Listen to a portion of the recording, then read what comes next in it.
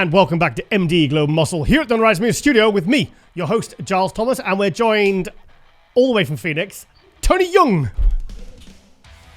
Hello.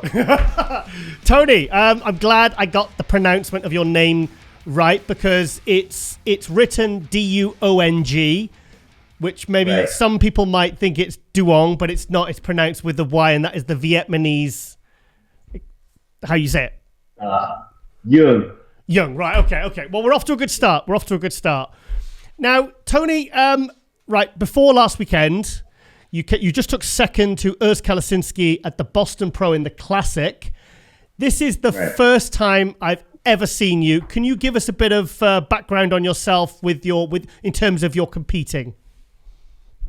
So I turned pro back in 2015 at the NPC USA in men's physique.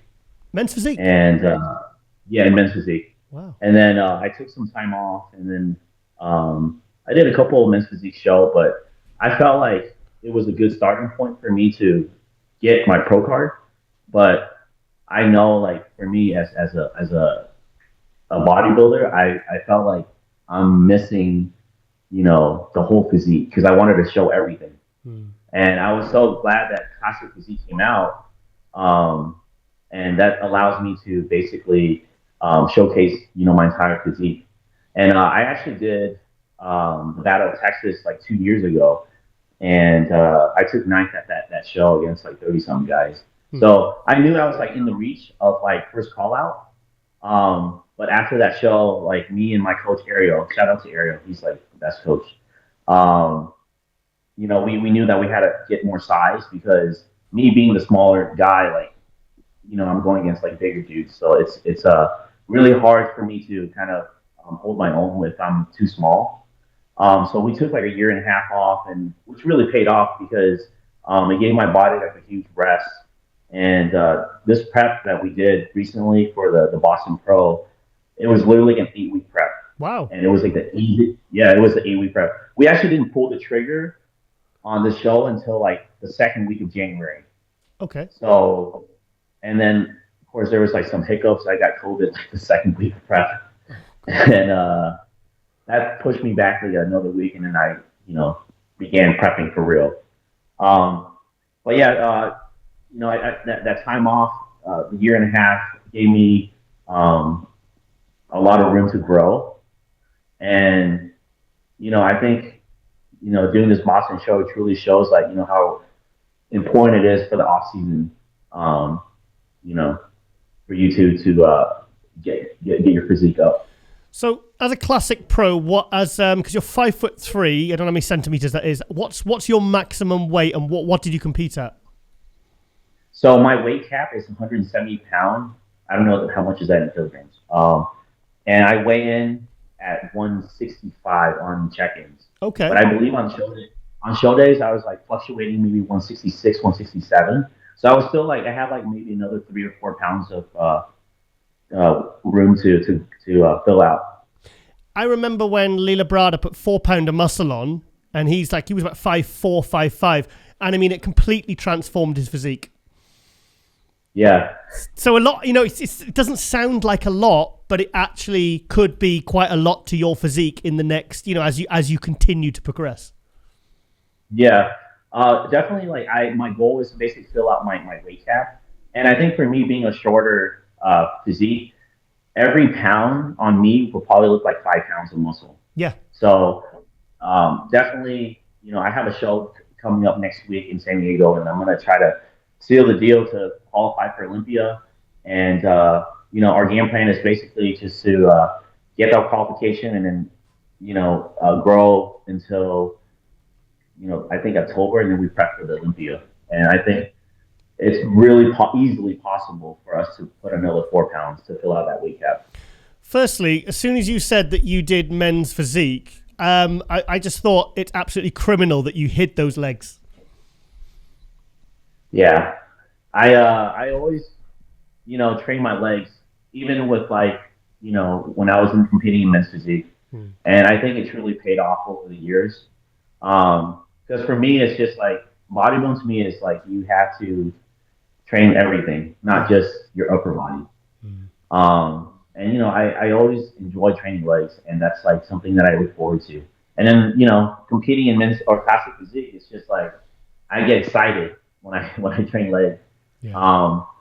And it's just like uh, a muscle that like I have like I wouldn't say an advantage, but it's a genetically gifted area that I'm gifted with. Your, So I just love seeing my leg grow. your legs are outstanding, and I'm just thinking, what would have happened if the Classic hadn't come along in 2016? Probably shoot for 212. Yeah. No, do you know what? I did. That's a really good point. That's a really good point because I mean, you're the perfect height for 212, and I mean, this is probably looking a bit forward here, but would you ever consider the transition if you really in a few years? Is that ever been on your mind? Yes, that has been on my mind. Me and my coach Ariel, we talked about that, but we definitely have to grow a lot more, and it's going to take some time. And for me, it's just I'm in no rush. I'm still young. Um, for me, it's just progression. So if I can grow and progress, a small amount, it's a huge win for me. So I'm not in any rush to go into 212, but that is the end goal to go to 212 and compete one day. Because Sean Kurita, you see him, he's like my inspiration. He gives me hope. Yeah, because I mean, you're 5'3". Sean's even shorter. Is he? Well, I've stood next to him, and I'm literally I'm sure he's like 5'2". I'm sure he's not 5'3". Okay. So, and I mean, but he gives me hope though. Yeah. Wow. So, what's your background? I mean, tell me about you as a person. What you're. So for me, I grew up playing sports all my life. Yeah. I play soccer. I play tennis. I actually play a little bit of football. I was a kicker on the football team because they needed a guy with a foot. Strong legs. And yeah. Yeah. And it was another reason for me to get out of class, pretty much. So, I played sports all my life. I played soccer for 15 years, and then after high school, of course, I was not good enough to go into the college to play. So, I went to the gym, and that was like my only outlet for me to really keep myself like active. And long story short, this old man, he kept coming up to me in the gym. He's like, "Hey man, you should compete." And I was like, "No, dude, that's not for me. Like, I don't see myself wearing like a thong just walking around on stage." And he's like, "No. There's a new division. It's called men's physique. You wear board shorts, and you just like look like a beach body model." And I was like, "I'll think about it." But he kept, planting that seed in my head like every time he sees me. And then eventually I gave in and I did my first show, and I placed dead last. And for me, I'm very competitive. I have a competitive nature. I hate losing. Yeah. So when I lose, I told myself, I'm like, you know what? Next time I'm stepping on stage, I'm not going to lose. I'm going to win. So what year was it? What was that year when you came last? When was that? When did you start competing? 2014. Oh, 2014. Okay. Yeah, so I started my first show in 2014, and then the next show after that, I placed first, and then I was like, you know what, this is too easy. Let's take it to the next level, and that's when I hired a coach, and then I went to national and I took fifth that year, and then I was like, I'm so close, to getting that pro card. So I went, back home and I grinded out for the next 6 months, and I turned pro at USA. In what year? 2015. 2015, you turned pro. Yeah, so it was basically the national show was in November, and I turned pro 6 months later. It's like July. So yeah. So I saw on your Instagram you're an Evogen athlete. I am, yes. How did that come around? How's it going? It's really good. Shout out to my boy Paulie over at Evogen. They really take care of me. Like even before using or sponsored by them, I was using their product for my whole prep, and it's like the best product in the game. I'm not just trying to say because like I'm sponsored by them, but they really take care of me. and also Dark Sport too. My clothing sponsor. Oh, nice. Yeah, they always have my back since day one, and you know, shout out to the Michael and everyone over at Dark Sport. Cool. So, I mean, obviously, with being with Evogen, I mean, you're very happy with your coach. Have you ever picked Hanny Rambod's brains about anything, or has he ever had input in with your prep, or? No, me and Hanny hasn't really talked personally yet, but you know, he always reach out and be like, "Hey, you look good," you know, and stuff. But I think you know, he knows that me and Ariel work together, and Ariel and him are pretty close. So yeah, I haven't really talked to him much about you know, prep. How long have you been with them? With Ariel or with the Honey? With Evogen. Evogen, I've been with him for about 2 years. Oh wow, so it's a good. Oh wow, okay. And the thing is, now you're really starting to make strides. I was watching the live stream and I was doing a play-by-play, and your name it was myself and Chris Griffin. It said that Tony guy, the one they keep moving back next to Earth. I said he's really good. I really like his physique. Like you really, I mean, it was a great lineup. I mean the classic. I felt like there was 2 level ups for the classic. 2018, because I was at the Olympia, and honestly, people were talking more about the classic there, or as much as they were as the Open. That was the year Sean Roden won the Olympia. And then I feel like this year, I think with the Arnold Classic having the increased prize money, it just feels like, and obviously Chris Bumstead, it feels like the classic now is really exploding. I mean, I see some lineups. We do like preview shows, and I won't recognize one name on the list because there's so many good athletes coming into the classic, and people like yourself who are really kind of like, okay, this guy's going to be really, really good, and he's good now. Yeah, I think the division itself is going to be mainstream in the future, and you know, it's getting very popular and it's picking up the track. And I think that I'm glad that it happened. Yeah. Because without it, I wouldn't be able to, you know, showcase my entire physique. And I know there's plenty of other guys out there that's basically waiting for their moment as well. But I think, yeah, it possibly might be popular than open bodybuilding, because right now, like, all the talk is about classic all the time. It is. Right now. It is. Yeah. And I think that's what bodybuilding should be. It's more of an art, you know, classical look. Why do you? And I'm not docking any of the open bodybuilding guys, but you know, like they still put in the work and stuff. But for me, in my eyes, it's more like an aesthetic look. Yeah. Well, I literally just had this conversation with somebody else in this show, a South African open bodybuilder, and we basically discussed how popular the classic has become and how, or you know, it's really. I mean, I said on the I was reading on the forum, on the MD forum, someone was saying, like, do you think this is going to maybe become as popular as open, or maybe even overtake it in the future? I mean, you know, you've seen the Arnold Classic prize money go from 7K to 60K first prize. You know, Chris Bumstead is just an international rock star. This guy, do you know what I mean? 5.5 million followers. It's just, I mean, it seems to be absolutely exploding right now, and I think you're in a really good position right now. So, how old are you, Tony? I'm 31. 31. You look younger. Oh, thank you. I thought you were going to say like 24, 25 or something. Well, you know what they say, Asians don't raisins. So. Cool. Yeah. So what? Basically, you're going to do San Diego. Yes, next week. Yep. Have you thought beyond that, or are you just hoping to win that and then shut it down for the Olympia? I'm really focused on this show right now, and my whole focus is just to win the show. You know, whatever happens after that, I'll just deal with it later. But right now, it's just all my focus is just on winning that San Diego show. Are you feeling kind of, because I mean, really, the Boston to go from 9th a couple of years ago? Forget what Texas Pro was it? You said. Yes, Texas Pro. Yeah. Yeah, to go from 9th. Yeah, so you're going from 9th, and 9th and 30. It's a good placing, but you know, you're not on everyone's lips. Now you've kind of, you know, you've come second in a very, very, very intense show. Like the Boston Pro is a huge show the first year, and now are you feeling? Is it kind of giving you confidence now, and now that you've really leveled up and it's been kind of affirmed? Yes. For me to be able to stand next to Urs, top 3 Olympian or top 3 at the Arnold. Yeah. and top 4 at the Olympia, right? Mm-hmm. It just shows that I can hang with those guys.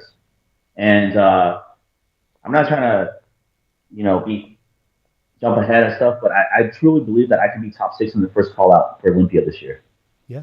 So I think my physique itself is very balanced in proportions for my size, and it would be such a great accomplishment for me to make first call out, in the Olympia this year.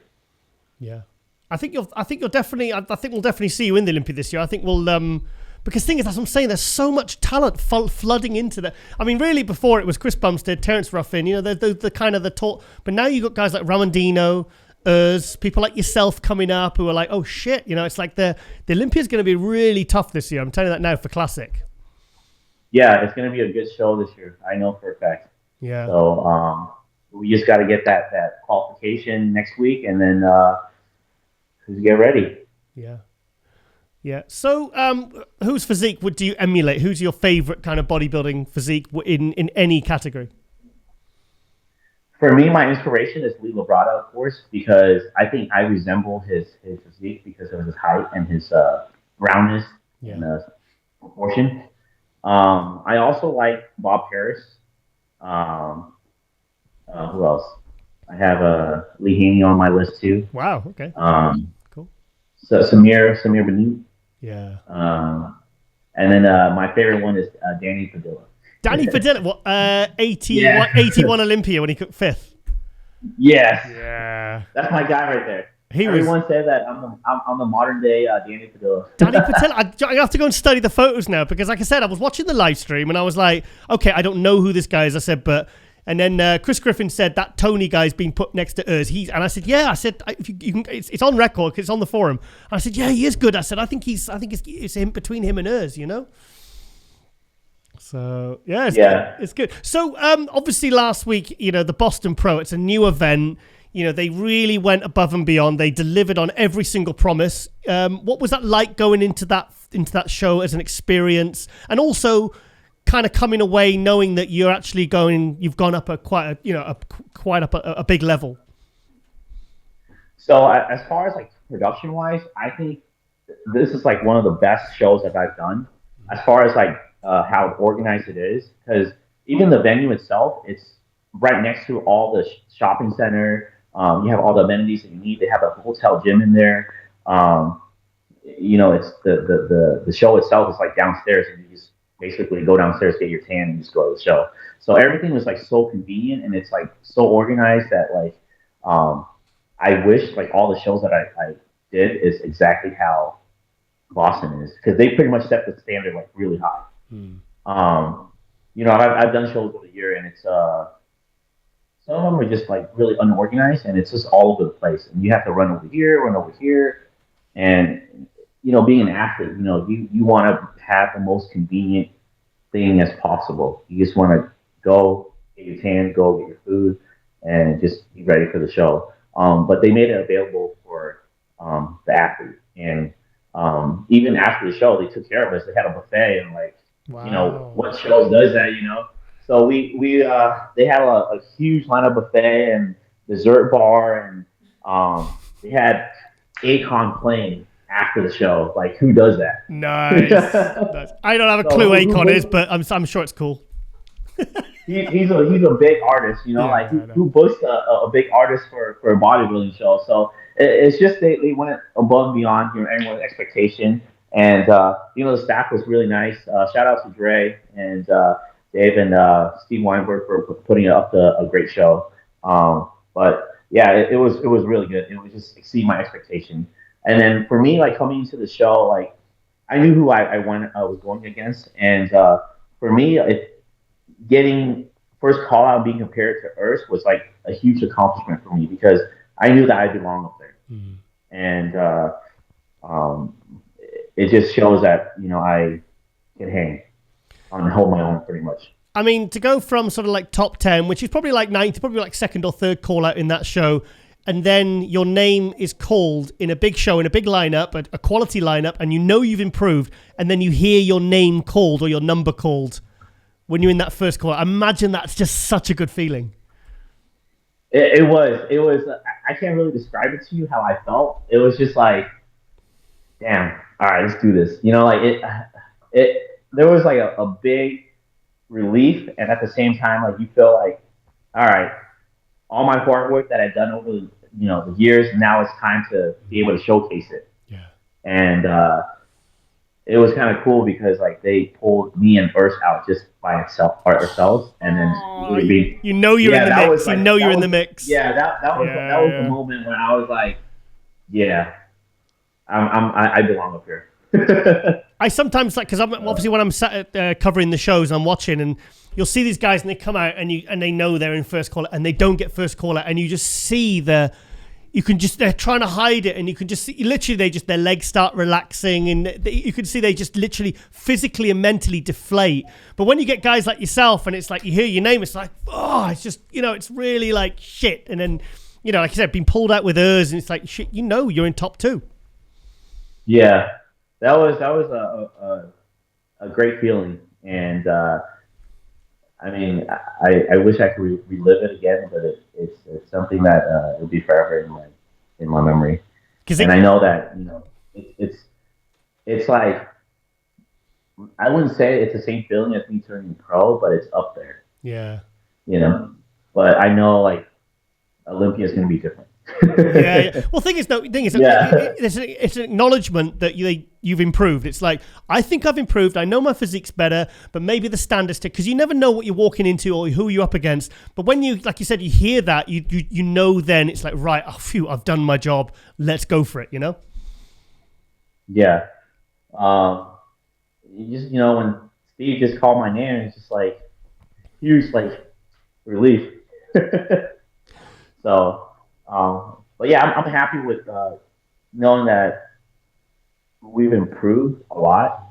And me and Ariel, we look at our pictures like from the last prep and to this prep, and he's like, "Holy shit, you just like morphed like into another person." Yeah. Like I'm like, you're not even the same person anymore. And I think that's a huge win for us. Being able to progress over that short period of time. And he told me that I can be really dangerous if we just keep pushing this. Yep. So, and I always listen to my coach. Whatever he says, I just, do it. I want you to post a picture of you as men's physique and then put it side by side by how you look in San Diego. Please do that. Yes, I will. Because I sometimes when I see the picture of Brett Wilkin as a men's physique and then as an open, it's like, how is that the same guy and how is that only a couple of years apart? It's crazy, right? It's insane. Like I saw that picture too, and then I was like, holy crap, he just like transformed. Like it's crazy. Like for him, like I think he did it over like 2 years or 3 years, right? 2018 he was men's physique. 2019 he was 212. 2021 he was 30 pounds heavy at 242 as an open. Oh geez. and also Stanimal's the one that's done men's physique, classic, and open. No, he didn't do 212 because he's too tall. So he's done 3 division changes. So yeah, that could be you one. Yeah, day. I mean, I think like having multiple divisions gives the athletes like a good starting point. Yeah. Like for me, like, coming into competing, I can never imagine myself like jumping straight into 212. It's going to take years. Yeah. But by having the men's physique, it allows smaller guys to just basically get into the competition field and then progress from there. And then eventually, they're going to grow out of that division and, make their way up. But yeah, it's great having multiple divisions. And, like these guys are going to grow out of it. And eventually they're going to be in 212 or open. Yeah, but the thing is, mate, you wouldn't get blown away even if you competed as a 212 now. You wouldn't look out of place. Yeah, I think I could still hang up there. Yeah.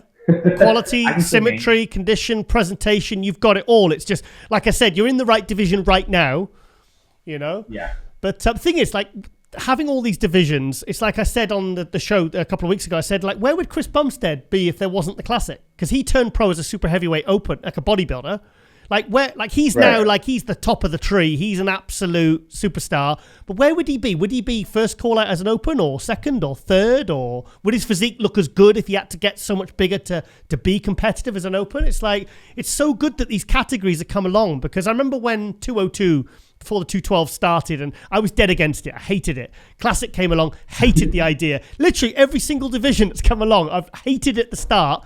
And men's physique, and it's like, and then you grow to, and you know, not love all of them, but you accept that everyone, you know, has their own divisions, you know, to kind of competing. Yeah. Like I say, like it's good that they have multiple divisions, because then it allows everyone to fit into that division and allow them to compete. Yeah.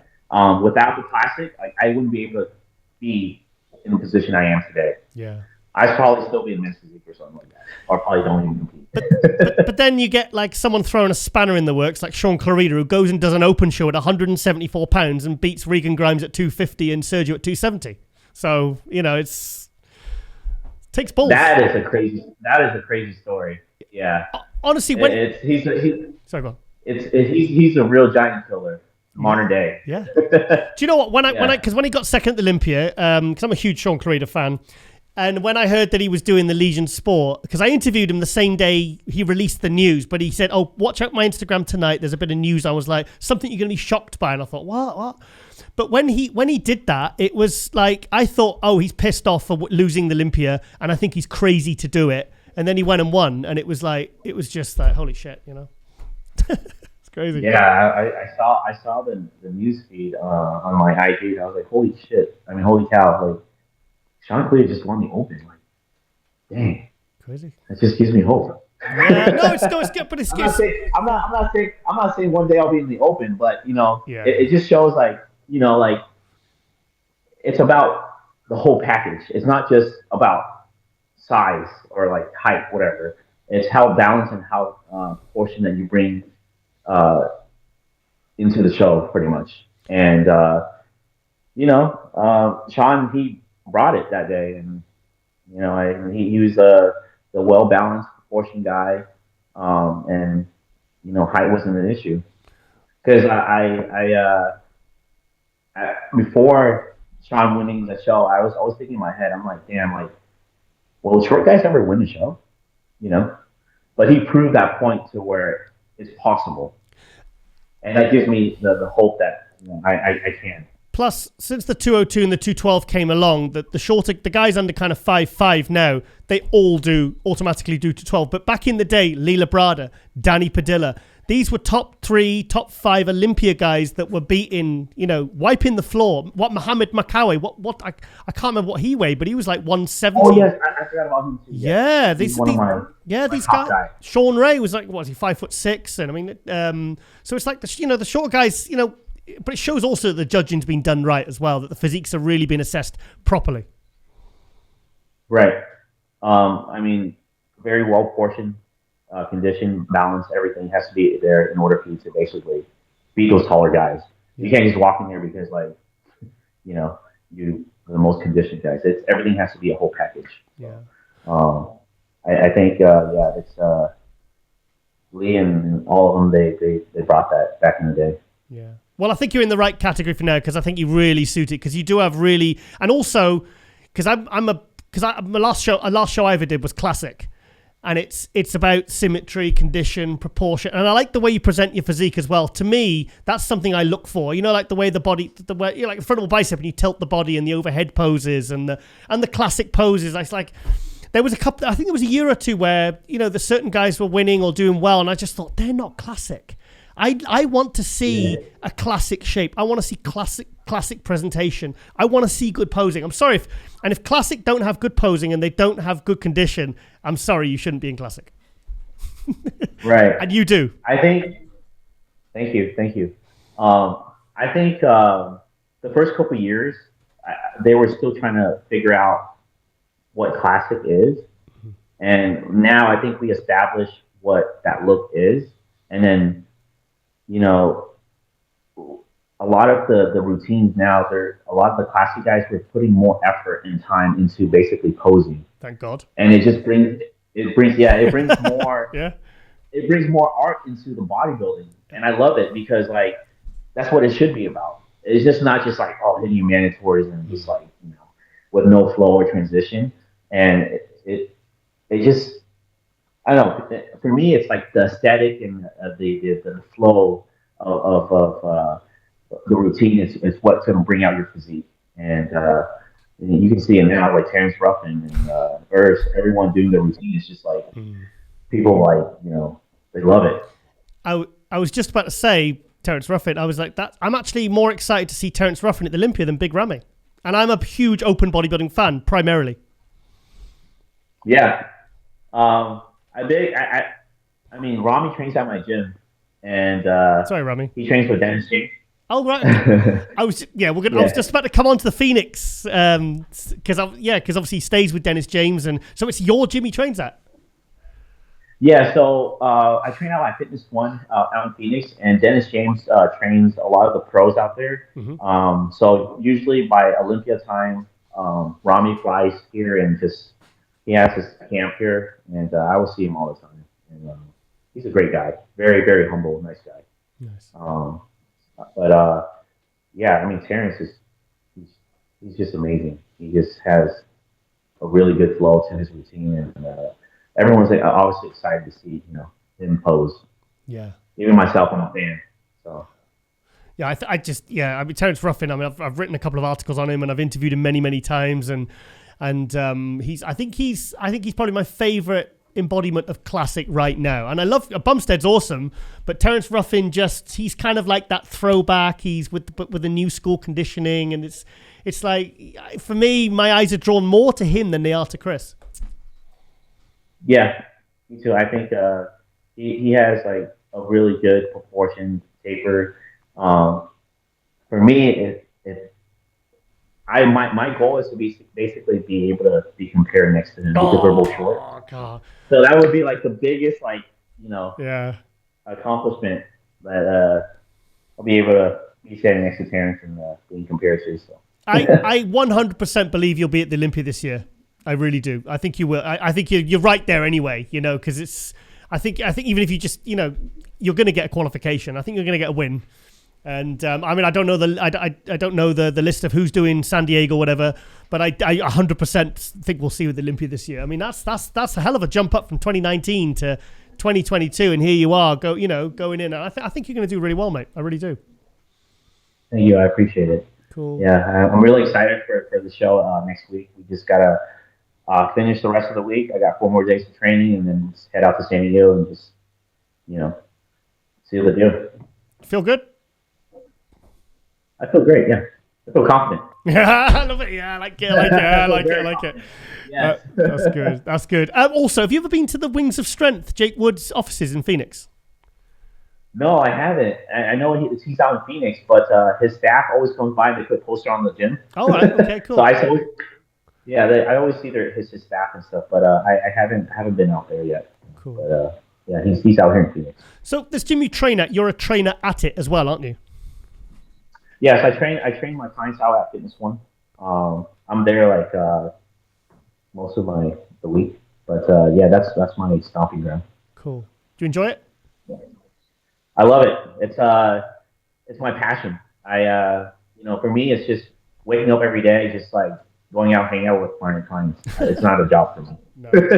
That's how I look at it. It's funny because most personal trainers, they just look like they just don't want to be there. Do you know what I mean? So when you get someone like that, I mean, you personal trainers who really love what they do tend to do very, very, very, very well.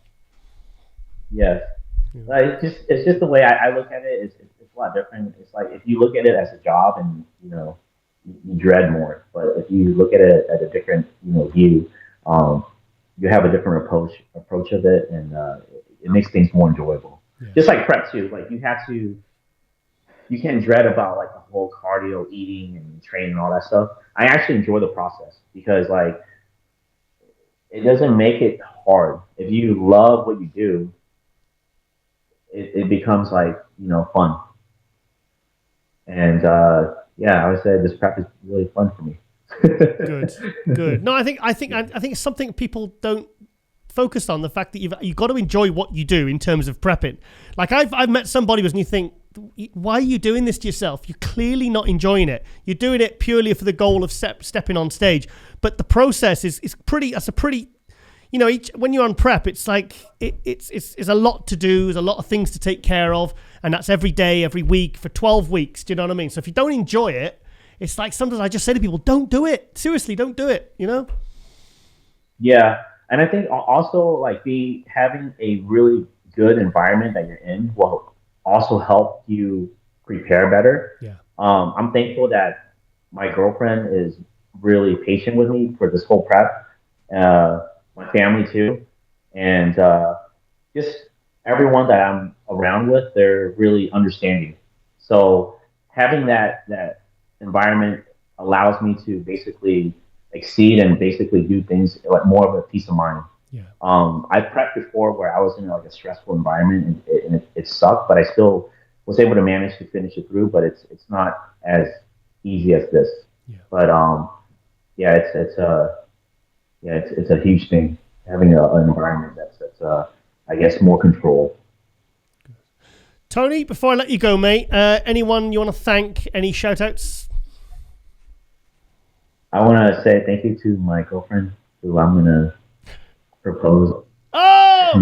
When? I can't tell you, but... hang on a minute, this is going out on Wednesday. It's fine. I don't want to spoil the surprise. This is being recorded. Yeah, it's fine. I just want to say that I love her and thank her for being so patient with me, and I get to see her soon. Good. Anybody else? My mom, my sister, my family, everyone. My coach, Ariel, he's the man. He's very, he truly cares about my well-being, and he's always reaching out to me and talking to me every day. All my supporters, all my fans, thank you for, being there since day one. And to new fans as well, too. Thank you for the support. Cool. Tony, I want to wish you all the very best for San Diego next week. I'm thinking you might win that one. So, and we'll see you at the Olympia. And you've really come up on a lot of people's radars, like that Boston show, mate. You really you really stood out, and that was a big show. You know, there's a lot of names there, a lot of but to stand out at a show that big, that really shows that you've arrived now, and that you're really kind of. You're a real threat in the classic class in 2022, mate. Absolutely. Thank you. That was my coming out party. So. Seal the deal in San Diego now. Yeah. Awesome. Thank you so much, Gil. It was a pleasure talking with you, and we're gonna seal the deal in San Diego next week. Awesome. Well, all the best, mate. Best of luck, and we'll definitely see you in Vegas at the Olympia. Of course. All right. Thank you so much, Tony. Thanks for coming on MD Global Muscle, mate. Thank you for having me. Okay. Thank you, mate. Bye-bye. And welcome back to MD Global Muscle here at the Unrise Media Studio with me, your host, Giles Thomas. And we're joined all the way from Johannesburg, Sibusiso Kotelo. Yes, sir. How are you doing? I'm really good, mate. We haven't spoken for ages. It's been a while. It really has been a while. Yeah. So how are you, mate? What have you been up to? I'm good. I mean, look, lockdown has caused a lot of, uncertainties in terms of being able to get back on stage. But now that a lot of things have been lifted, Coach and I have been grinding the last 2 years. So I'm really, really excited to get back on stage. Yeah. So, I mean, I don't want to talk about the COVID thing. I mean, it's just everyone's sick of that. But so what was it like in South Africa? Was it quite strict? And now when did it kind of all come better for you? Yeah, look, I mean, the first level, which was level 5, like, I mean, every other country, that was very, very, very strict. And then eventually things started easing up. And also, being in the country like ours, in hindsight, stuff like COVID, we kind of can't afford a lockdown, if that makes sense. Yeah. So financially, things just started not making sense for us to be in lockdown. So we started easing into going back to normal. Mm-hmm. Like about 3 months ago, we lifted curfew, so we don't have curfew anymore.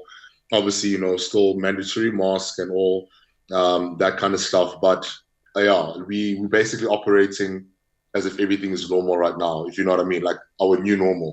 Yeah. So how's training been going then for you in the last the last year anyway? Absolutely amazing, man. Look, I mean, I've been able to set up, a bit of a home situation for let me call it a few weeks. And then I was privileged enough that a mate of mine actually had a home gym that was fully kitted out. So I was like, you know what, I'm just going to be a little hobo in his couch and just, chill with him during lockdown. So I was able to actually get a lot of training in, if I'm being very honest with you, which really, really was also mentally good for me. Mm-hmm. And then, as soon as lockdown was lifted, we could actually go back to gyms and actually operate and train. I've just been grinding, man. I mean, I love what I do. So for me, the work never stopped just because of lockdown. Yeah. So, I mean, recently we've seen a few progress videos and you're looking really, really good. You're currently 6 weeks out from the Arnold Brazil, correct? Yes, sir. Yes, sir. So we've applied. I mean, we had spoken previously, and we were trying to apply for the show. And eventually, the head office got back to me, gave me my application form, sent it through, made sure that my IFBB card was in good standing.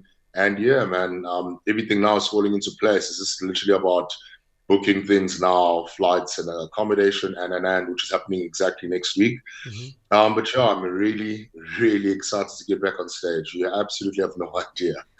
When was the last time you competed, Sibu? 2019. 2019? Was it? Yeah, it was a South Korea monster show. Yeah.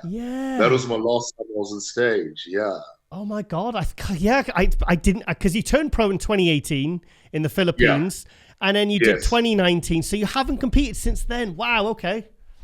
You're right. Yeah. And I mean, look, in hindsight, I was actually supposed to take the year off in 2019, but my mentor, Sean Roden, was like, nah, let's not do that. Let's get back on stage almost immediately. So that's why I did my pro debut in Chicago. 2 weeks later, we then did Vancouver. And honestly, I thought I was going to chill after that, you know what I mean? And then, fortunately enough, South Korea extended an invitation to say, hey, listen, would you like to do our show? So I was like, yeah, put my hand up, packed my things, went to South Korea. I honestly think that was actually the better look that I had in 2019. And then lockdown happened. And then, so coming back into 2022 is absolutely amazing. Yeah. So how's your physique progressed since 2019? Because it's been like 3 years on now.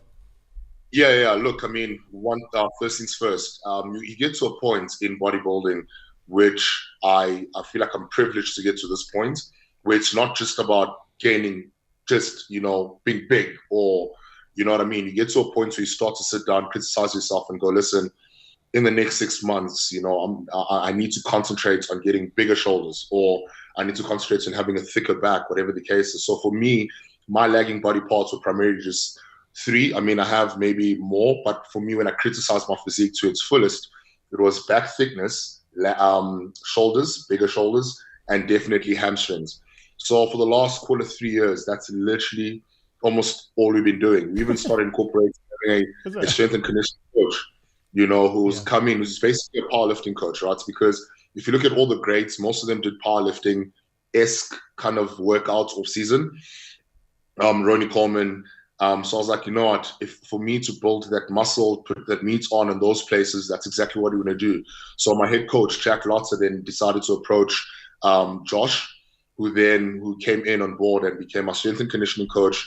And we've just been hammering it, man. Like even now, during this prep, most of my training is actually tailored by his design, so it's been really, really amazing. Yeah. So you've been doing really kind of like powerlifting movements, and what kind of rep scheme?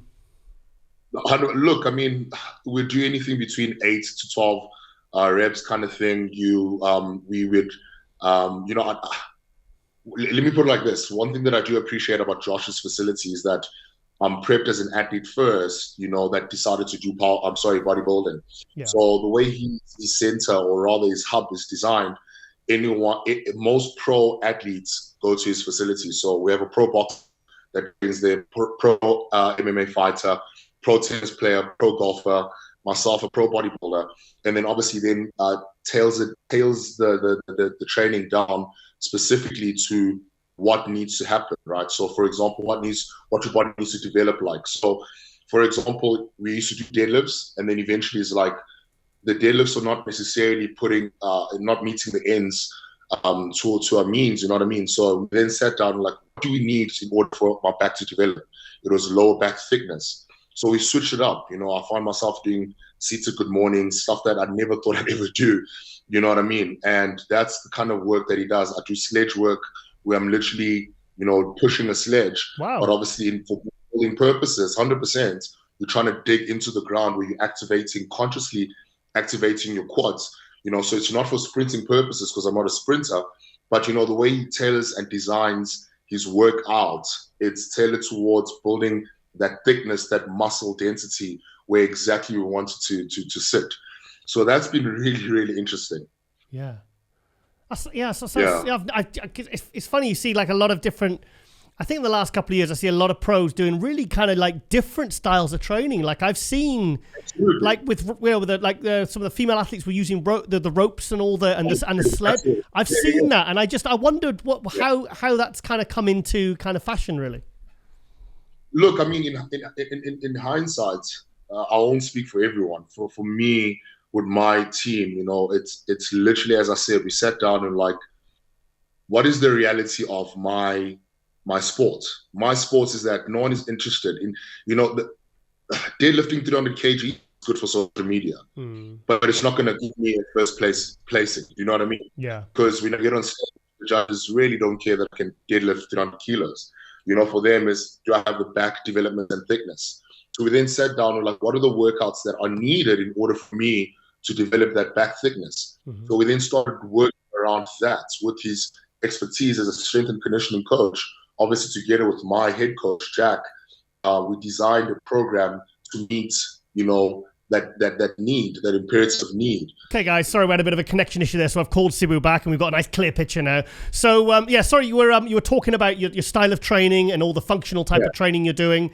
And do you know what?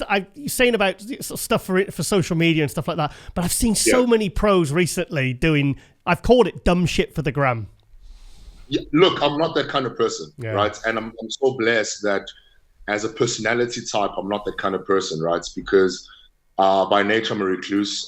I'm introverted. So for me, being on social media, it's great. It's fantastic. I love, my fans, right? I actually don't call people fans. It's actually quite weird for me. I call them my family, right? Mm-hmm. And I enjoy that.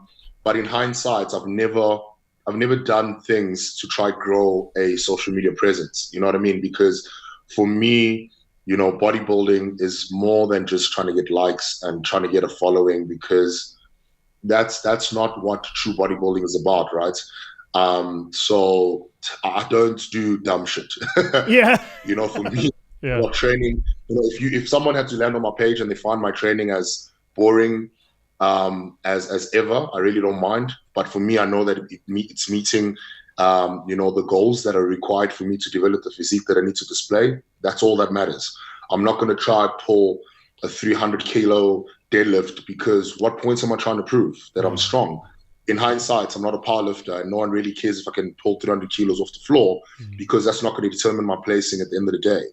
So that's where I am in my, call it career, or rather trying to build a physique, because I'm 30 now. So also that risk of injury gets a bit higher. You're getting old now. You're 30 years old. Actually, because I remember when you turned pro and you were like 26, 27, and I was like, I listed you as one of the new, like the Rafael Brandeos and all these other guys in their 20s coming up that were, look, these are the guys. Because what did I call you? I said you're like a hybrid between Sean Roden and Victor Martinez, didn't I? In my column. Paul Delay, Paul Delay, the shoulder width. Yeah. So, I mean, at this age now, it's all about just, making sure you're injury-free, having a very long, sustained career. So doing dumb shit for social media following, absolutely not worth it, eh? Yeah, that's music to my ears. Because thing is, mate, like you said, what if you did something and you did something for a few likes or followers and you got an injury? I mean, that would just, you'd never get over that, would you? Career done, man. What's the point? You know what I mean? You've grown a social media presence, but your career is either on pause or sometimes done. So for me, that's not the point. I'm here for longevity. I mean, if I had to show you the WhatsApp conversation that I literally just had about an hour ago with my coach, stuff we need to order to make sure that my health is on point. Took ordering curcumin, all that kind of stuff, to just make sure that we're playing the long game. Yeah. Because I love what I do. I want to do it for as long as I can possibly can. I mean, the fact that my mentor won his Miss Olympia title at 43 was absolutely mind-blowing. You know what I mean? It's just playing that longevity game. Yeah. I was gonna bring up Sean Roden a little bit later in the interview, but now you've mentioned him a couple of times now.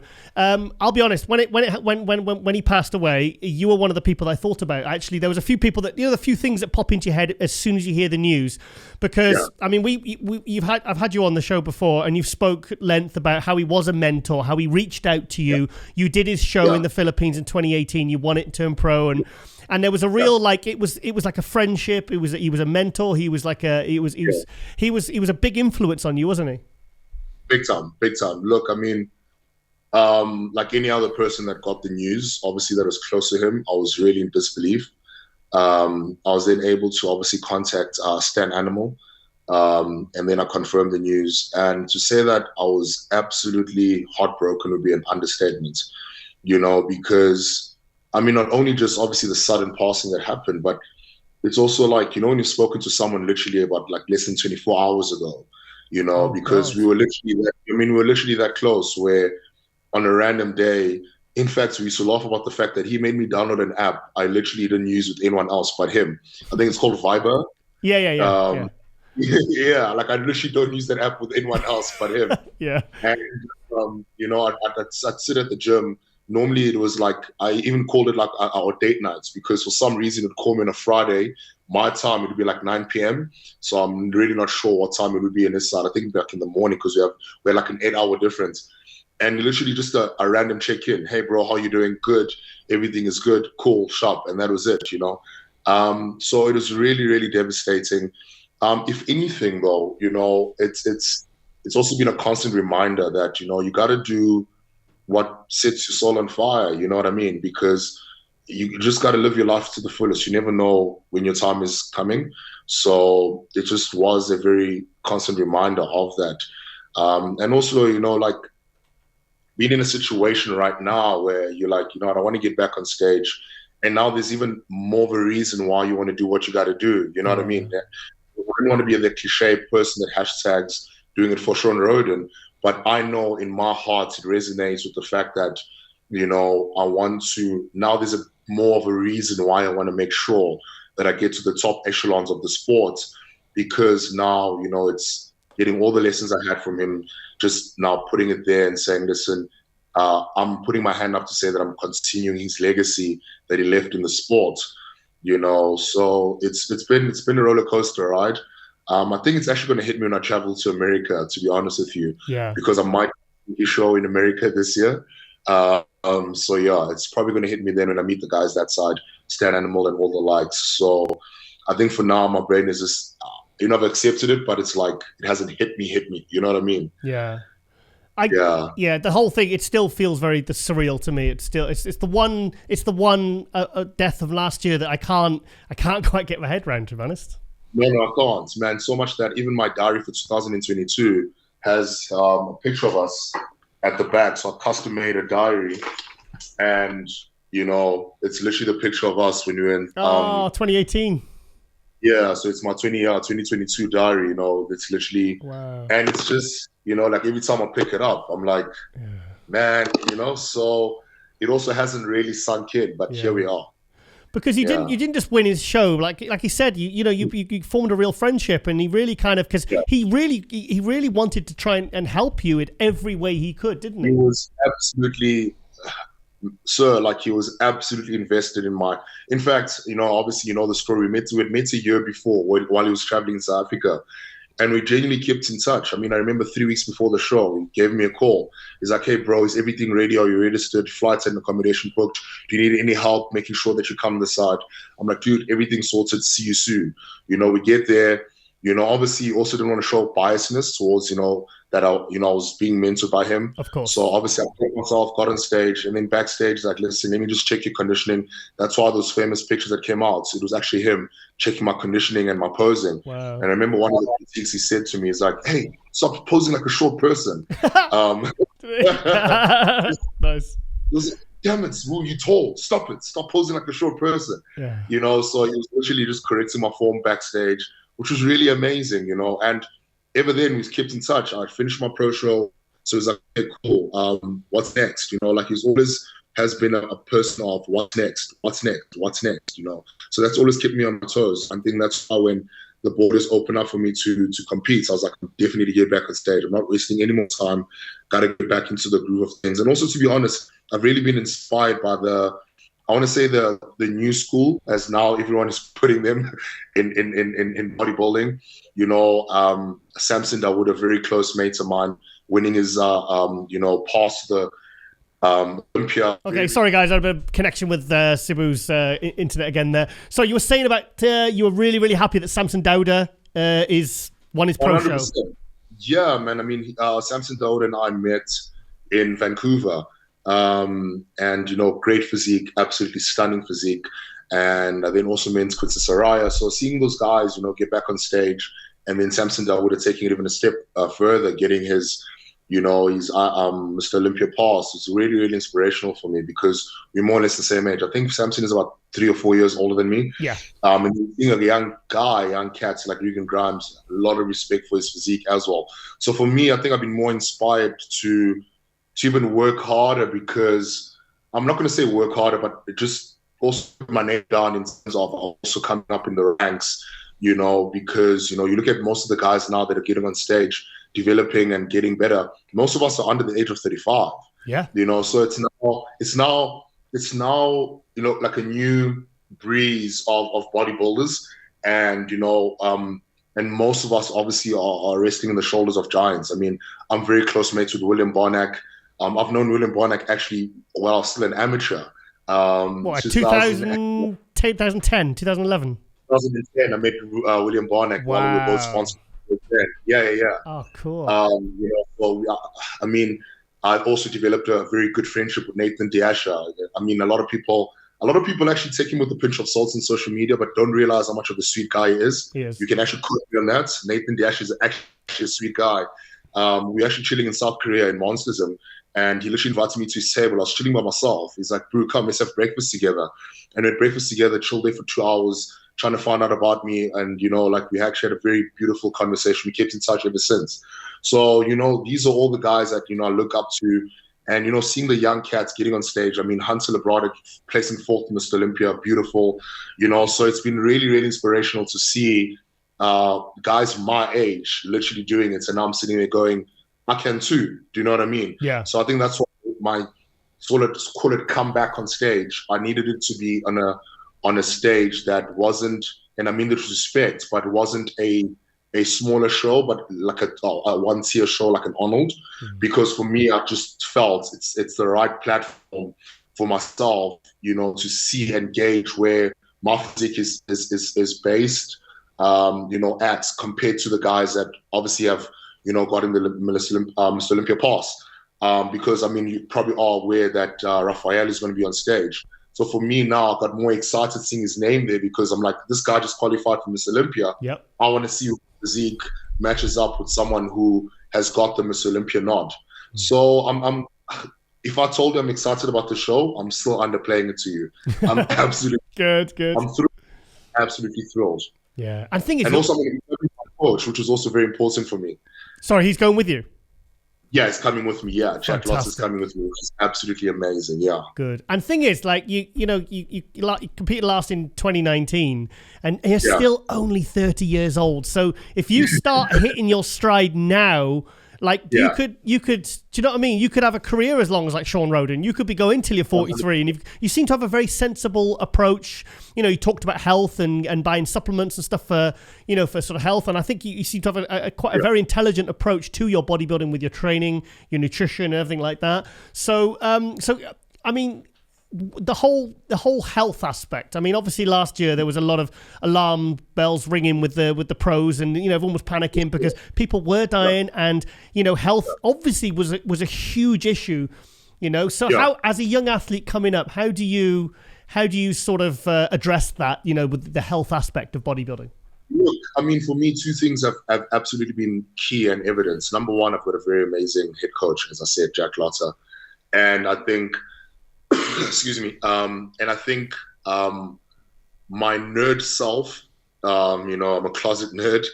I love researching. I love reading. A lot of people don't know this about me, but by profession, I'm actually qualified as an engineer, right? Okay. But, so I love reading. I love, researching what works, what doesn't work. So that has always been great for me, right? And I then put together a team around me to ensure that our health is important. So I've got 2 doctors, okay? Oh, wow. So we do my bloods every 6 weeks, okay? 6 weeks? Wow. Like clockwork. Every 6 weeks, bloods are drawn, they get tested, they literally check the whole 9 yards. Yeah. My heart, my liver function, my kidneys, my hemocrits levels, how thick my blood is, the whole 9 yards. I get a full spectrum of what's going on. We then sit down and we tackle everything piece by piece. If I had to show you my pull case, you'd actually think this guy has a little pharmacy going on. But for me, that's, man, you know what I mean? Because, as I said, I'm trying to do the longevity part of things. And, I'm getting my first kid in June. Oh, so wow. Congratulations. Thank you so much. Yeah. Cool. So my son will be born in June. So, also now, as much as I still want to be a bodybuilder, do it to the extremity, but now I also want to live for my son, if you know what I mean. Yeah. So as much as I want to take the sport to extremities, but you still want to be around for, your kid, so it becomes a little conundrum where you see a lot of bodybuilders either phasing out of bodybuilding because they want to raise a family or, so it becomes a bit of a beautiful conundrum that I feel with my team, we'll be able to articulate it just right. So when it comes to health, my coach is health first. Our conversations, I promise you, are more health orientated than anything else. I mean, there's even research now that we've been doing about donating blood, where we call it filtering, or rather changing my oil filters, where every 2 months I literally go there and donate blood, So because of obviously the kind of other supplements that we take that could thin the blood, it's just about, I do IVs every 2 weeks. Wow. So just to kidneys, yeah, man, like my day to day make everything is working symbiotically, or in synergy is absolutely imperative. I've got a beautiful team behind me, and I'm actually going to be releasing a few snippets or rather docu-series heading my journey while I was heading into honors after we've consolidated everything. And I'm trying to show the other side of bodybuilding, because if you're being honest, sir, everyone is showing a bicep curl, everyone is showing a squat, but we're not talking about the real things, like the health part of things. What are you doing for your health? What are you doing for recovery? I see a chiropractor twice a week just to adjust my bones, make sure that everything is, superb. So you were saying about the whole health aspect. And to be honest, my take is, I think with what happened last year, I think it's really on the pros to really do this and also spread the word. Look, and you're right. And as I said, all of us are doing videos of squatting. All of us are trying to do a bicep curl. But no one is talking about the true reality of the life that we actually need to live in order to be able to present the great physique. Look, it's also not a secret that some of us are very irresponsible, if you're being very honest, But, the ones that are responsible, taking care of their health, making sure they have longevity, it's absolutely our prerogative to ensure that we educate our people that, follow us on social media. So I'll be doing, stuff like that, in terms of showcasing what I do behind the scenes, to actually be able to actually do a bicep curl. Do you know what I mean? Because people don't realize that there's a lot of stuff that happens way before I'm able to, do a bicep curl. Yesterday, I actually sat at Recovery Center where I did an ice bath, I did red light sauna, I did ozone. I mean, so I literally spent about 4 hours a day purely working on my recovery. We don't really speak about such things because we, again, fall for the whole social media idea that someone is not interested in my pictures or videos unless I'm showing a six-pack. I'm not really interested in that anymore. For me, I'm trying to live bodybuilding at its truest, authentic reality of it all. I mean, as I've mentioned before, people, the grades of Jay Cutler, when he did his docu-series, Living Large, I was like, that's what bodybuilding is. Tell me what your day-to-day looks like. Going to a chiropractor, going to a doctor, consulting. That for me, we need to slowly bring that back. I feel like we've been caught into this web of social media that unless we're putting our best foot forward to try to get likes and comments, then it shouldn't be on social media. For me, I could really care less. Yeah. As long as I'm educating just one person to say that, listen, if you want to take the sport to the extremities that I have, also realize this is what I do behind the scenes. I donate blood, every 2 months. I do my bloods panels every 6 weeks. It's not a cheap sport, number one. And two, it's a high responsibility sport. You know what I mean? That's what we don't think about anymore, is that as much as we kill ourselves trying to get a great physique for stage, but also there's a lot that goes on behind the scenes, and we need to start speaking about that. We have to. It's imperative.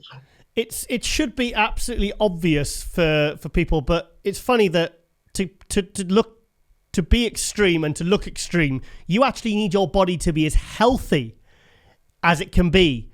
And I think, but what the guys do, health is kind of pushed aside, and it's all about being being big and shredded. And it's like, well, hang on a minute. If you actually want to be big and shredded and fulfill your potential, you actually have to do all these things that you're doing to make that happen. It's not about abusing. It's actually about being good to your body. 100%. 100%. I mean, for me, as I said, the nerd self that I am, I started even looking at people outside my sporting spectrum. Okay. So quick story that I did as a research. Ronaldo, spends 1.7 million rand a year just on his recovery to make sure he can perform well. Wow. $1.7 million a year Shit. just to make sure they can perform well. So I'm talking ice bath. He gets a coach in. So I'm talking staff that just ensures they can get on the field and kick a ball. Yeah. You know what I mean? Yeah. So for me, then I started thinking, I'm like, okay, cool. This guy understands where it's at, where I need to do these things in order for me to get to where I gotta be. Because I'd literally be living a very short career if I just go head on without taking care of the stuff that happens behind the scenes. So as I said, my team is literally, it's 2 doctors, right? It's literally a chiropractor, it's a sport massage therapist, it's a biokinetic, it's a physio. It's literally a rehab center that literally is taking care. I'll be announcing them soon. They literally I do my ice bath, I do red light sauna, I do ozone, I do oxygen chamber to make sure that my body is functioning at its best and optimal for me to actually pick up a bicep. So a curl. Yeah, but Sibu, like your team literally has about 12 people working behind the scenes. Yeah, so you've been doing this. I mean, you like I said, it was 27 when you turned pro, and now you're 30. Like most people don't get like this until they're kind of like 35 plus or 40. But when they come into the end of their career and they think, oh shit, now things are starting to go wrong. It's like do you know what I mean? Like you're looking more at prevention rather than kind of cure. 100%. And look, it's certain people that have influenced my life in terms of having this ideology and mentality, right? Where one of my mentors, business mentors, his name is Sibusiso Kotelo. He's a very prominent business icon in South Africa, even international. And, one of the things that he said is like, dude, what does it entail to be Mr. Olympia? How do you think, basically the way I start living my life right now is how I think I would live like if I had to be Mr. Olympia. There would be no major adjustment for me because the way I've already articulated my life right now is that I'm living like Mr. Olympia because that's exactly where I need to be. Yeah. Or rather, that's what I'm working towards. So in order for me to have longevity being on Mr. Olympia stage, these are the keys and things I need to do. I don't want to get there and then realize, as you said, oh, damn it, I'm 35.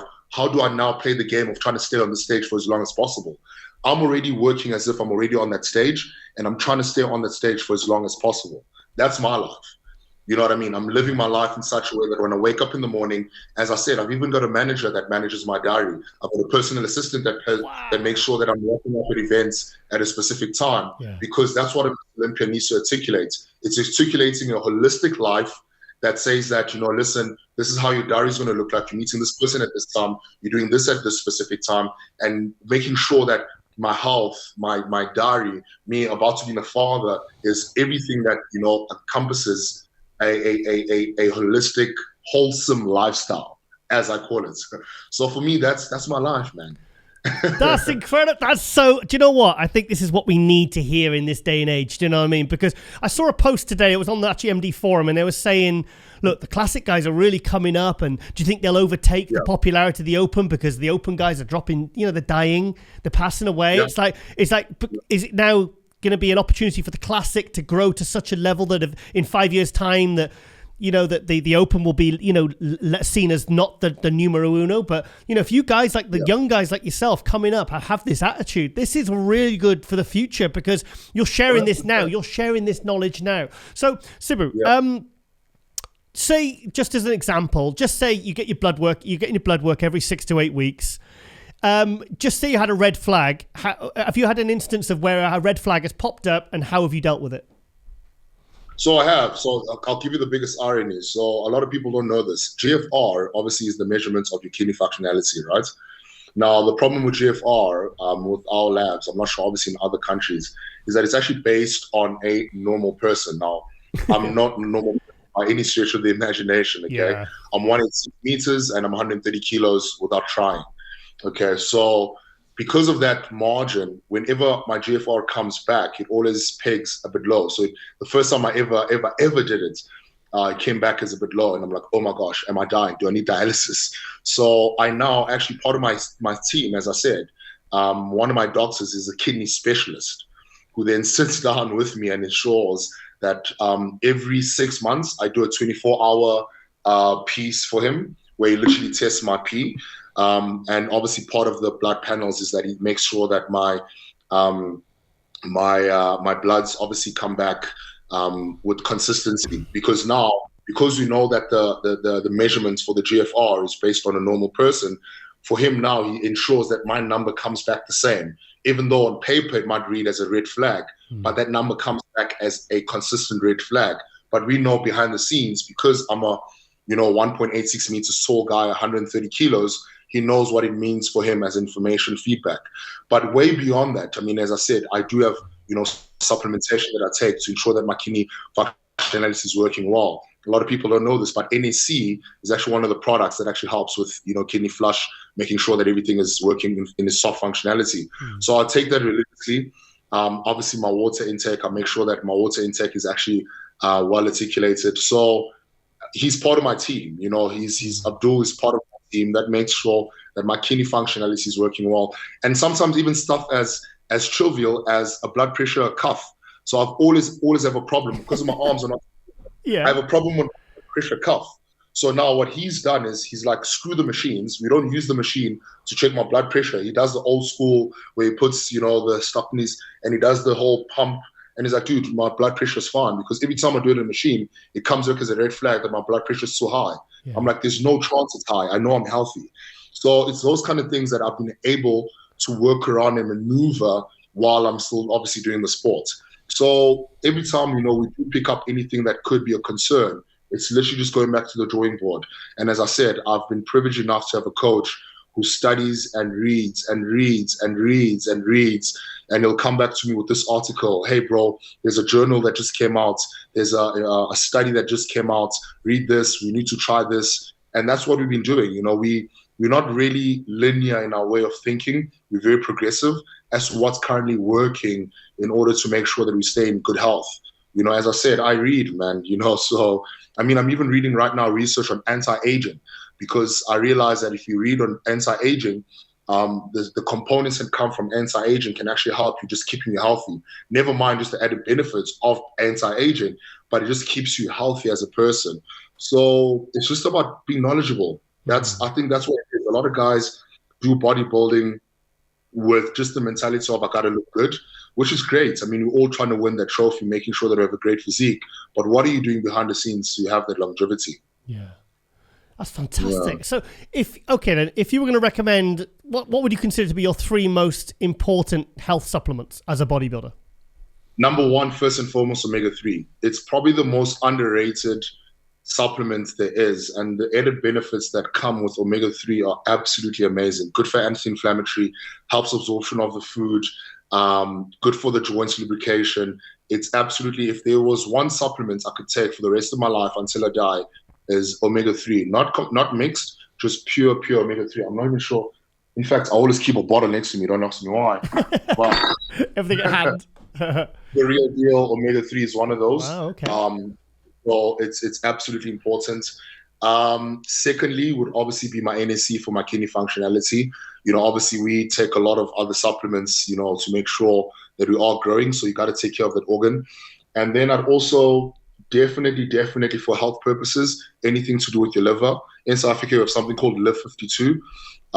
Definitely those 3 just for old school, just for health purposes. We're not talking about trying to build muscle, right? Yeah. Just for my health purposes, those would be the top 3 supplements I would absolutely I don't go a day without taking those. In fact, if I don't take those, my day is not done. As I said, the bottle was so close to me. It's literally, I could put this in my pocket. Yeah. When I was competing, I always used to use Live 52. You know, when you're on a cycle and you get ready for a show, and that was a staple. And I think it's funny because things like that now, they're not. I don't know why, but they don't seem to be as talked about. Milk Thistle, Live 52, and stuff like that. And I just think, why are the health supplements not? I mean, I had Zach Khan in the studio a few weeks ago, and he was saying, like, I brought up a picture of his tackle box, you know, the tablet, you know, like he said, like all the tablets. It's like, he said, these are all health supplements. He said, these are for my health, for my organs. That's what I'm taking these for, not for building muscle, you know, and just supplements such as protein and creatine. And I literally have 2 that just deal with, this is for my health, nothing else. Awesome. I'm not trying to grow. This is literally just for my health. Yeah. There's no supplements in these boxes that have to do with me building muscle. Yeah. This is just to make sure that I can build muscle. So, I mean, that's the reality of my life.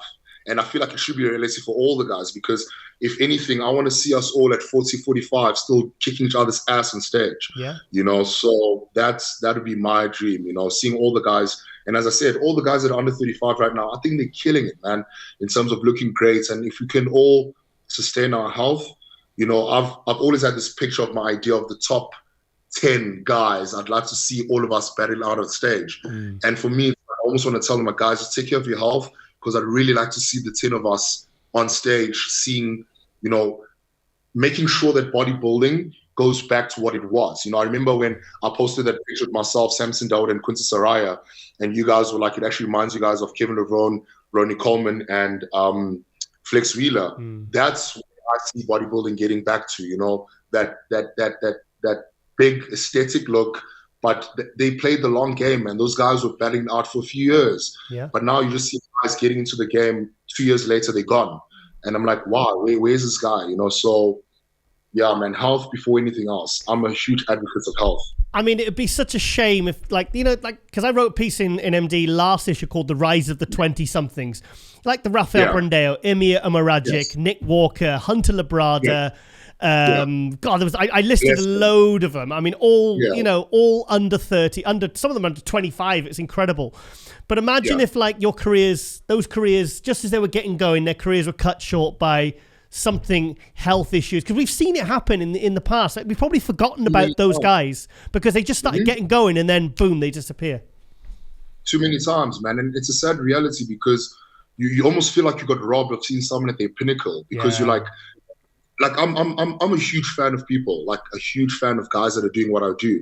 So I'll watch them. I'm like, man, this guy in 2 years, guys, and like I'll talk about them at the gym, like, watch this guy in 2 years, and then they're just gone. You're like, oh man, like, what happened to this guy? You know, so you feel like you've been robbed of seeing someone get to the pinnacle of what their physique could have potentially given us. And you're like, man, only they just took care of the health part of things, you know, because all of us, if anything, William Barnack always told me, you know, is about longevity. I mean, he's been doing it for years now, you know, and he keeps saying, dude, play the long game, play the long game. And we got to be trying to play the long game. I mean, it's great to be on Miss Olympia stage at the age of 25. I found that absolutely incredible. But for me, there's no point in making it 25 and then 30, you're gone. What's the point? Yeah. Do you know what I mean? Yeah. Yeah. It's like, you've robbed us of another few years that we could have had with you on stage, where now we're seeing your physique actually developing to its fullest potential. But because you were chasing the whole get big thing very quickly, you compromise your health, and now you're gone. What's the point? I mean, can you imagine if we never got to see the 2003 Ronnie, the 2012, 13, 2011 Phil Heath, the 2009 Jay Cutler? Can you imagine if those careers had been cut short by something health and we'd never got to see that? I mean, it just would have, because there was such historic.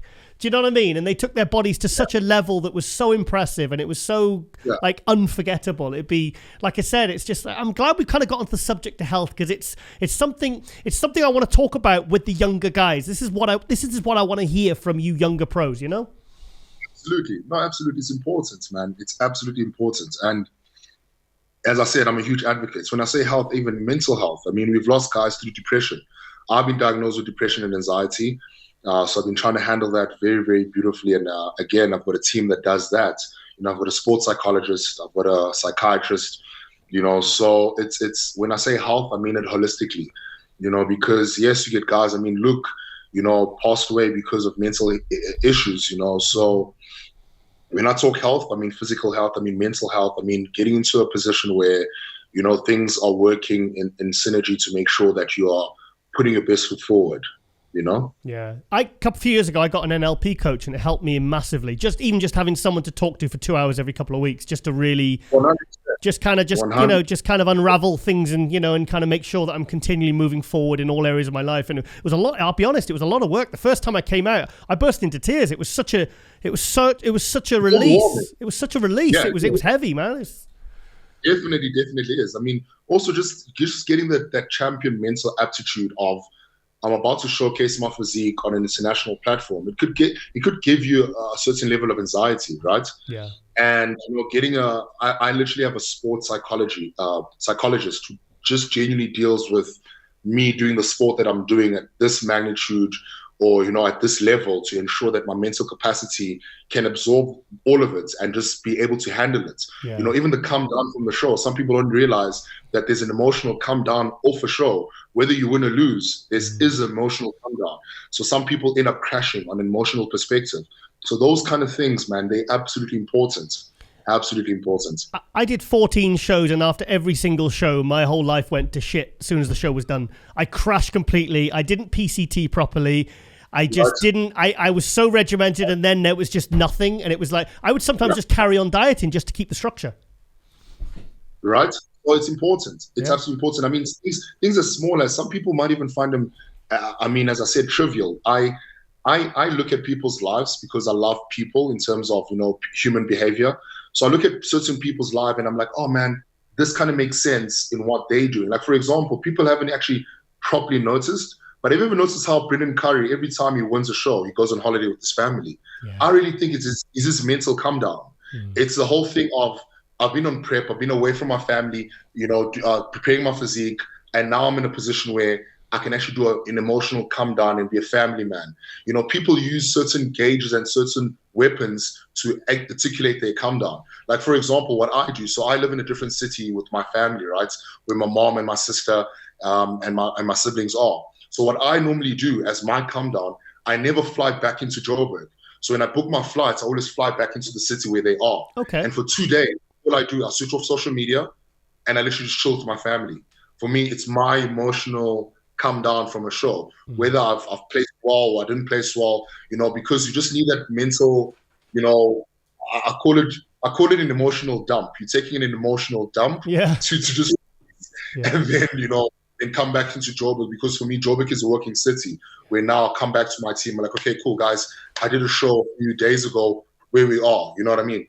But, certain people use certain gauges to see where they are. But that psychology of getting into prep and getting out of prep is absolutely important. A lot of people crash because of that. Yeah, no, I used to. I think Brandon just does it because he likes to look good on the beach when he just. That is also true. I remember I used to go to Cyprus. I used to go to my dad's place, and after a show, and then I remember going to this restaurant, and I cleared a table full of food, and I had my shirt open, I had veins up my abs, and you could see him every day thinking, how does he? Has he got some weird metabolism? It's like, look, you'll see me in 2 weeks. I'll look quite differently. 100%. Yeah, crazy. I do worry about sometimes like the guys who rise really fast, like Nick Walker. I wonder how they deal with the increased fame, the increased attention, the expectation. Yeah. I do wonder about that. I just think, yes, everything's successful and they're winning shows and they're winning the Arnold and they're getting first call out at the Olympia and all this. But I sometimes wonder, when the guys it happens really fast to, I always worry that something's going wrong behind the scenes that we don't know about. Some sort of, going from there to there. It's like it's A to Z, not A to B to B to C, C to D. Look, I'll tell you something for me that my psychologist, together with my coach, actually has been able to impact into my life, right? And I think for me, if I keep maintaining this, it's one of the few fundamental things that will probably sustain me on a mental capacity, right? First things first, because I love bodybuilding and what I do so much, my placing is never, how do I say this? My self-esteem or how I see myself is never attached to my placing. Good. And I know this because when I won my show in Philippines to get my pro card, I still walked up to Sally, who was the head judge, and I'm like, ma'am, thank you so much for my pro card, but what do you think I can do to improve, right? So she then turned around and said, listen, for you to become a competitive pro, A, B, and C. She then became my judge when I went to Vancouver. Wow. So I'm like, ma'am, you haven't seen me in a year. Have I improved? She said, yes, you've done this and this. However, you can still do this and that and that. Because that's the mentality that I have. So what I'm saying is, if I had to win Miss Olympia tomorrow morning, I would still go up to the head judge. Hi, sir, Steve. I'd just like to find out, what do you think I can do next year to get better? Because my placing is not attached, or rather my self-esteem and confidence is never attached to my placing. I think that's why for me, Instagram, or rather, let me say social media, does not move the needle as to how I see myself. I still think I'm amazing whether I'm on social media or not, okay? Without sounding arrogant, okay? Now, the reason I get why you would be worried is because what happens with a lot of guys, when they get to that fame or that level and they get that attention, as soon as maybe someone else comes through who might have a better physique or might challenge their position in being the it boy at the time, as I call it, you know, it then places that depressive thing of, oh my gosh, I'm not as worthy, or not as, you know, you know, like they attach their mentality or who they are based on that fame or recognition, or, you know, people need to still see me as that person that I was at the age of 25, where I walked into the room and everyone, you know, revered who I am, you know. So when I get on stage, you know, personally, I get on stage because I love what I do, number one. And however, though, I get on stage with the mentality that is fundamentally this. I've done every work that I could have done. I've taken every pill. I've had every food that I could. I've taken every supplement. I've done all recovery.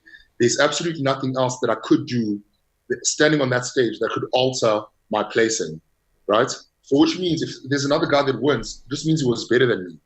But my placing, or my self-confidence and my self-esteem, is never attached to my placing, whether I win a show, whether I lose a show, okay? Because of that emotional come down. I don't want to come down from a show and now because I've lost, I'm too depressed, or because I've won and now I have that eagerness that if I don't win my next show, I'm now falling into depression. Yeah. Because I know the diagnosis that I have, it's easier to work with the diagnosis that I have. You know what I mean? So you get to a point where you're like, listen, I do what I do because I love what I do. My placing is not going to validate how amazing I think I am. You know what I mean? When I stand on stage, I'm merely affording the judges the opportunity to see my hard work. Whether they validate my hard work or not, that's inconsequential to the fact that I still put in the hard work. Do you know what I mean? Yeah. So I think that becomes very important on a psychological perspective of really sometimes attaching, you know, or what I call wearing your titles. Because sometimes you see it. Some people will wear their title so much that they even introduce themselves with their title. I'm Sibusiso Kotelo, the IFB Pro. I'm not IFB Pro, Sibusiso Kotelo. People confuse the two. Yeah. Don't ever confuse the two. There's a difference. Sibusiso first. Yeah. You know what I mean? That has the title of IFB Pro. I don't introduce myself with my title because I'm not my title first. Yeah. Do you get what I mean? I love what I do, don't get me wrong. But the idea of, because what happens when you strip me off my title? Do I then lose my essence of being Sibusiso? And that's why a lot of people end up having crashes behind the scenes, because if they don't win the next show, they become depressed. If they don't, you know, do that, they then, because they've attached their value, their worth, their whole being on that high that they need to keep sustaining. If their social media is not growing, they feel they're out of place. If, you know, they're not getting that show win, they feel out of place. For me, it's not a lazy mentality, but I see it as a strategy to keep getting better, because for me, my why of being on stage is more than just winning a title. Yep. It's bigger than it. Do you know what I mean? It's way bigger than winning a title. And that's how it's been able to sustain me. But the thing is, I think what a lot of people maybe, I don't know, possibly maybe they do, but don't realize is that success, whether it be wins as a bodybuilder, money, attention, you know, contracts, whatever, it's all transient. It can all be here today and it can all be gone tomorrow. So I think that's, because the end of the day, as a bodybuilder, there's a period where it's going to do that, and there's also a period when it's going to do that, and then you got to be prepared for both. 100%, and most of us don't prepare for the latter. Yeah. Right? We really don't, because You know, you get to a point where everyone is speaking about you. You're at the tip of everyone's tongue. You're that guy. Every time you walk into the room, you're that guy. There's going to come a place in about 5 years' time where now there's a new guy coming along who's now that guy. You know, now you were the other guy. And then what happens when you are the other guy? Are you humble enough to be like, okay, cool, the new guys are coming through? That's why for me, I have huge respect for people like William Bonac, who is literally still in the game, still kicking ass, but he's also in a situation where he's well aware that the new guys are coming along. He's getting pushed by guys, you know, that, you know, he calls us young bloods. He's like, you know, these young bloods are coming through. And he has that certain level of respect that these guys are coming through and they're all going to be, you know, doing well. So, you know, not that his time is over. Don't ever, you know, get that mistake, but his time is over. But he understands the season that he was in 2012, that now in the season of these new guys in 2022, 10 years later, and now these guys are coming across and literally becoming, you know, the tip of the, you know, everyone is talking about these new fresh bloods. So it's about understanding that, because let's be honest, you and I could have an interview in 10 years where now we're talking about some other guy that you're like, hey, have you seen this guy? I got to be in a situation where I'm like, yes, I have. And I think he's doing really well. Imagine I become the bitter old man that's like, who's that? You know what I mean? Yeah. Because I still want to be relevant and still be spoken about. That's not what bodybuilding is, because bodybuilding is bigger than us. It's bigger than most of us. And bodybuilding will still continue being a great sport, whether Sibu is in it or not. So it's all about identifying your space, maximizing your space, and then passing on the baton and saying, listen, here goes, guys. You know, because I've seen 17-year-olds in my country that I look at and go, man, this guy in 5 years is going to cause a lot of cuck, you know. But that you need that. You need to see guys and go, the sport is actually going to grow. You know what I mean? So that's where it's funny, because I spoke to William last week. I had him on the show last week, and he kind of spoke quite like the way you're speaking now. And he's someone that's basically, he would care more about self-worth than net worth.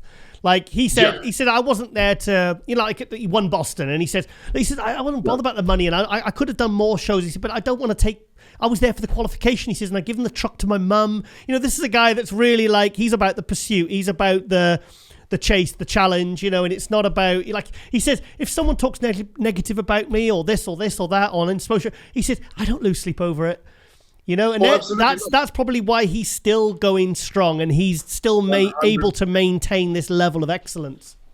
100%. Just got to block out the noise. If I had to tell you what certain pros have said about me in my little infancy as a pro, and I feel like, respectfully speaking, I don't have a big name, but the kind of stuff that been said about me, you'd actually be so shocked. But for me, it's just white noise, man. I really I keep going, you know, because the mandate that I have for myself and where I need to be in bodybuilding, addressing that is just wasting energy. Do you know what I mean? Yeah. So, and I can resonate with William Bonac. For me, it's not about the checks, man. It's great getting the money, but it's not about signing the checks, because my why of doing what I do, as I said, it's bigger than a placing. It's bigger than a check.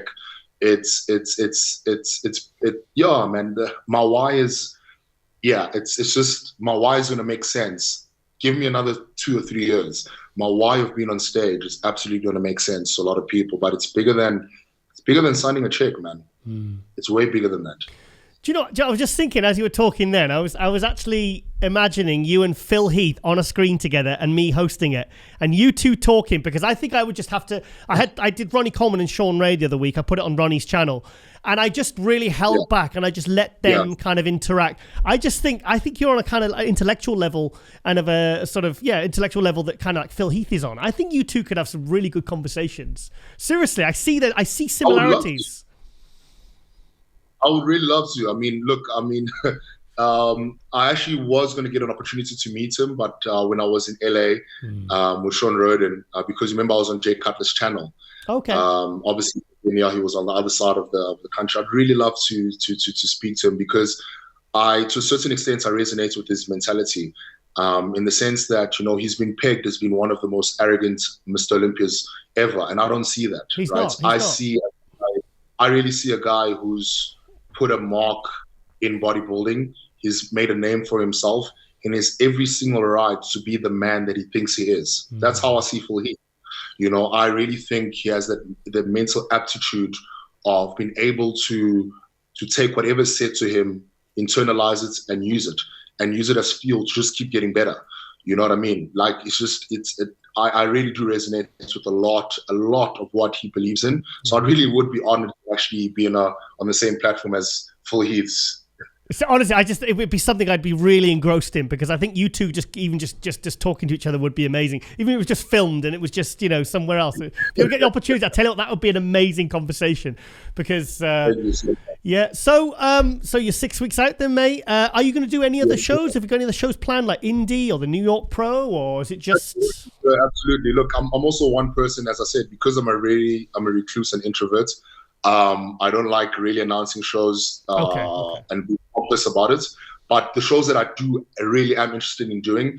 Not only because obviously one, it's in Africa, or also maybe close to home, but I have even Africa tattoo. I really resonate with it. So when I heard last year there's a show in Egypt, I'm like, I'm there. So I really want to do the show in Egypt. Did you see the level of production? Yes. Islam Cottage, isn't it? 100%. That's definitely a show I'm doing. South Korea, I'm going back. The promoters there, they absolutely welcoming. They are warm. The production there is absolutely amazing. So I've been invited to go back to South Korea. So definitely put my name down for that one. So yeah, those are the shows I want to do. I know there's a show that has been announced in Dubai. I really want to do that show as well, because my mentor, I've got business mentors that are that side. So obviously things are just going to be convenience for me. But yeah, any other show, let's just say you'll be privy of knowing about them on WhatsApp. You got my WhatsApp, We're just going to keep it hush between us, and they're just going to see my name on the day. But there are going to be a few sneaky shows that I'm just going to rock up and kind of do. But this year, as I said, me and my team, we're trying to do, I'm not going to say as many shows as possible, because I've never also believed in doing that. Yeah. But we're just trying to, for me this year is just trying to see where my physique where it's at and how it's developed compared to the guys, as I said, because seeing Samson Dawood's developments, I've been mind blown, and now I'm seeing pictures of him when I was with him in 2019. Now I'm interested to see where I am compared to him in 2022 and all the other guys that I revere that, as I said, are my age. So I will be doing certain shows and genuinely just to see like, okay, cool. I saw that guy's doing that show. I want to do that show to see where I compare next to him, to then sit down and literally just, see where my physique is at. So there's been a couple of shows this year. Good. I'm going to Samson. I actually went down to stay at his house a few weeks ago. I filmed him training back, and I had a look at him, and he posed, and I was like, Samson, I can't believe how much you've leveled up since Romania, because I saw him. I was doing the live stream commentary in Romania. And I couldn't believe the improvements. I mean, he's really in the zone now. I mean, everything's falling into place for him. So, is there a Nigerian descent connection between you, Quinton, and Samson? No, not at all. So I'm purely South African. Okay. I was just picking up on a few things. That's all. No, so because we're all from Africa, I mean, when that picture decided to trend, 2019, we call ourselves the Three African Kings. I like it. But it's just because we're all from South Africa, all from Africa. Yeah. But there is no connection, none at all. Oh, okay. So just because you keep mentioning it, because I know Quinton and Samson are friends, and they always mention the Nigerian, the kind of their descent. Yeah. Cool, mate. A lot of people, if it makes you feel any better, a lot of people in South Africa confuse me for being Nigerian. Oh, do they? Okay. Because of my height. Yeah, height and bolts. Apparently, I do fall under their bolts. So, I think it's a compliment, if anything else. So you're 186 centimeters. That's like 6'1". Yeah, I'm 186 meters tall. Yeah, Shit. Yeah. So I'm taller than Samson, shorter than Quintus. Okay. So you got a big frame to fill. That's awesome. Oh wow. Okay. Honestly, I think it's fantastic, mate. This has been such an interesting conversation. I'm so glad we touched on things like, because I don't really get a chance to delve deep on things like health and the mental side of the sport, because it's something we don't even touch upon. And I'm glad we spoke about this, because this is interesting to me, and it will be interesting, and it's different as well, because I don't usually get this from an athlete. Yeah, thank you so much. So I really, really appreciate being on the show. Always, I'm privileged to be here. Yeah, that's the best conversation we've had. Thank you so much. I really appreciate it. Thank you so much, sir. Big time. I did it by speaking less and just letting you talk. Thank you so much. I really appreciate it. Sibusiso, thank you so much for coming on MD Global Muscle once again. And like I said, I'm really excited for what's coming in the next few weeks. And it just seems like you're in a really good place mentally, physically, health-wise. And I'm just be interested to see you hitting your stride in this next year or two. I think it's going to be fun to watch. I think Thank you so much. I really appreciate it, sir. I think Sean will be proud of you, mate. Thank you so much. I really, really appreciate it. Thank you. All right. I'll speak to you very soon, Sibusiso. Definitely will. Thank you so much. Cheers. Thanks, mate. Bye. Bye. Okay, guys, it is Hot News Segment 4, Season 4, Episode 55, MD Global Muscle, Episode 135. Oh, my God. Right, okay. No show. Well, what am I talking about? Of course, there's been shows this week. I'm still reeling from the Boston Pro because that was such a good event, wasn't it, Lauren? It was great. It was. I mean, for first year. I mean, I was going to say what's the guy just had? Tony Duong. That's their starting point. That was the first year, and they delivered. And I've heard nothing but good things about it. Got to stop touching the mic.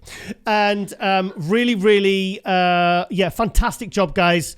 And I hope we can, help promote it for next year and help make this show a huge event, So it's so great to see new events happen, and also to have them hitting the ground running like this. This is a really big deal. So great for the athletes, and also William Bonnack giving the truck to his mum. Yeah, but it said it's electric truck because she lives in Ghana, and he's selling the truck, and he's going to buy probably a petrol or diesel one. So the truck he actually won, he's going to sell, and he's going to buy another truck for his mum in Ghana. So good on you, William Bonnack. Fantastic. Do you know what? That was the best interview I've ever done with William Bonnack. He was good. And the first time I interviewed William Bonnack was at the 2012 British Grand Prix when he was a 212. And do you know what I heard somebody say as I was interviewing him? Who the fuck is Giles interviewing? Yeah. It was like, why is he who's that? Who's that? Nobody's. It was like, yeah, okay. Okay, yeah, well, William Bonnack, international superstar in bodybuilding, just won the Arnold. Sorry, no, he didn't win the Arnold Classic. So, bit of a Freudian slip there, I think they call that. Won the Boston Pro, looking absolutely sensational. Just 6 weeks working with Chad Nichols. So I think it really puts him in conversation for this year's Olympia in December. And let's see if he could. Because I was at the 2017 Arnold Europe, and it was very close between him and Big Ramy. Big Ramy won, but I wouldn't have argued if William Bonnack had won the show. Sorry, I lost my train of thought there. I was just remembering the show in my head. That's what I was doing. I was visualizing because I've got a photographic memory. Really? No. It was a total lie. Total lie. Right, okay, let's get into it. First of all, I want to go... What? Well, you can even remember my... Oh, don't throw me under the bus on the show. I know your birthday's the same day as Ronnie Coleman's, so if I ever forget it, I will just Google what day is Ronnie Coleman's birthday. Oh, don't make me look bad on camera. Come on. Right, anyway, okay, I'm going to go to Sibusiso Kotelo. We all call him Sibu. The South African from Johannesburg, where this lady was born. Hatched? Were you hatched or were you grown in a lab or... I don't know. I'm just talking nonsense. Also, thank you for noticing my new suit. Look at this. I'm just waiting for the trousers to come in the post. I've got trousers on, but they're not the ones from the suit. I'm not naked from the waist down, is what I'm saying. Lies. Yes, I've got my high heels on because I told Ron they're really good for developing calves. High heels. That's why figure girls have got such good calves, because they wear heels. So I'm going to do the same. Right, anyway, I started training my calves again. I've done 3 times in the last week and a half. First time in 7 years. I was almost ready to go into men's physique because they don't train calves, do they? Right, anyway, I'm getting a bit giddy. Right, okay, then Sibusiso Kotelo.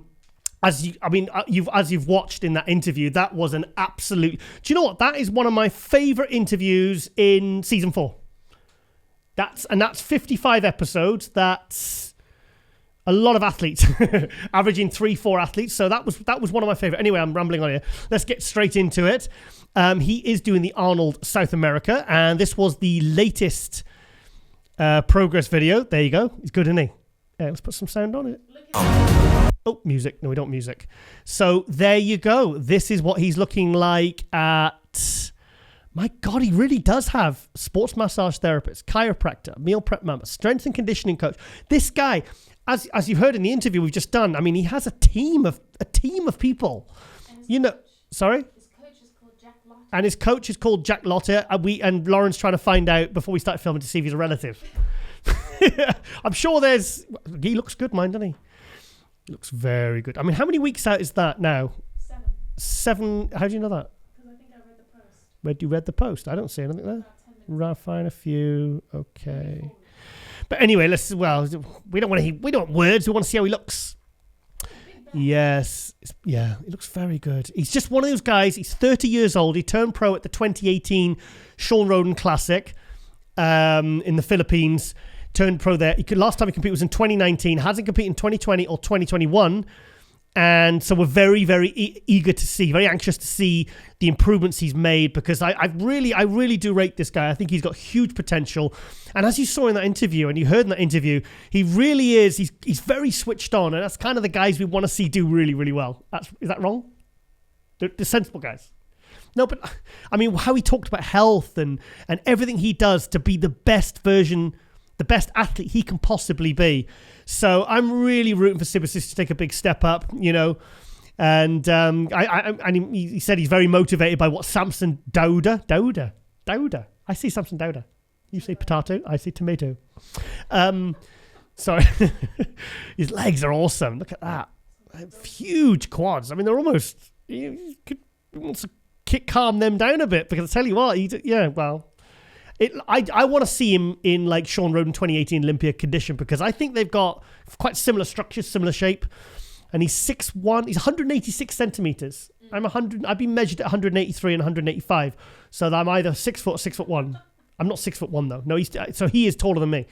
So, but what do you say? He's 130 kilos. That's 288 pounds. That's big. So yeah, so let's see how he looks when he competes at the Arnold Brazil. And obviously he's doing more shows. I forgot what shows he said he wants to do. Dubai. What are the other shows he said he was going to do? Sorry? Egypt. Yes, he wants to do the KO squad. So that means he's over this side of the Atlantic anyway, isn't he, in South Africa? Well, it's down.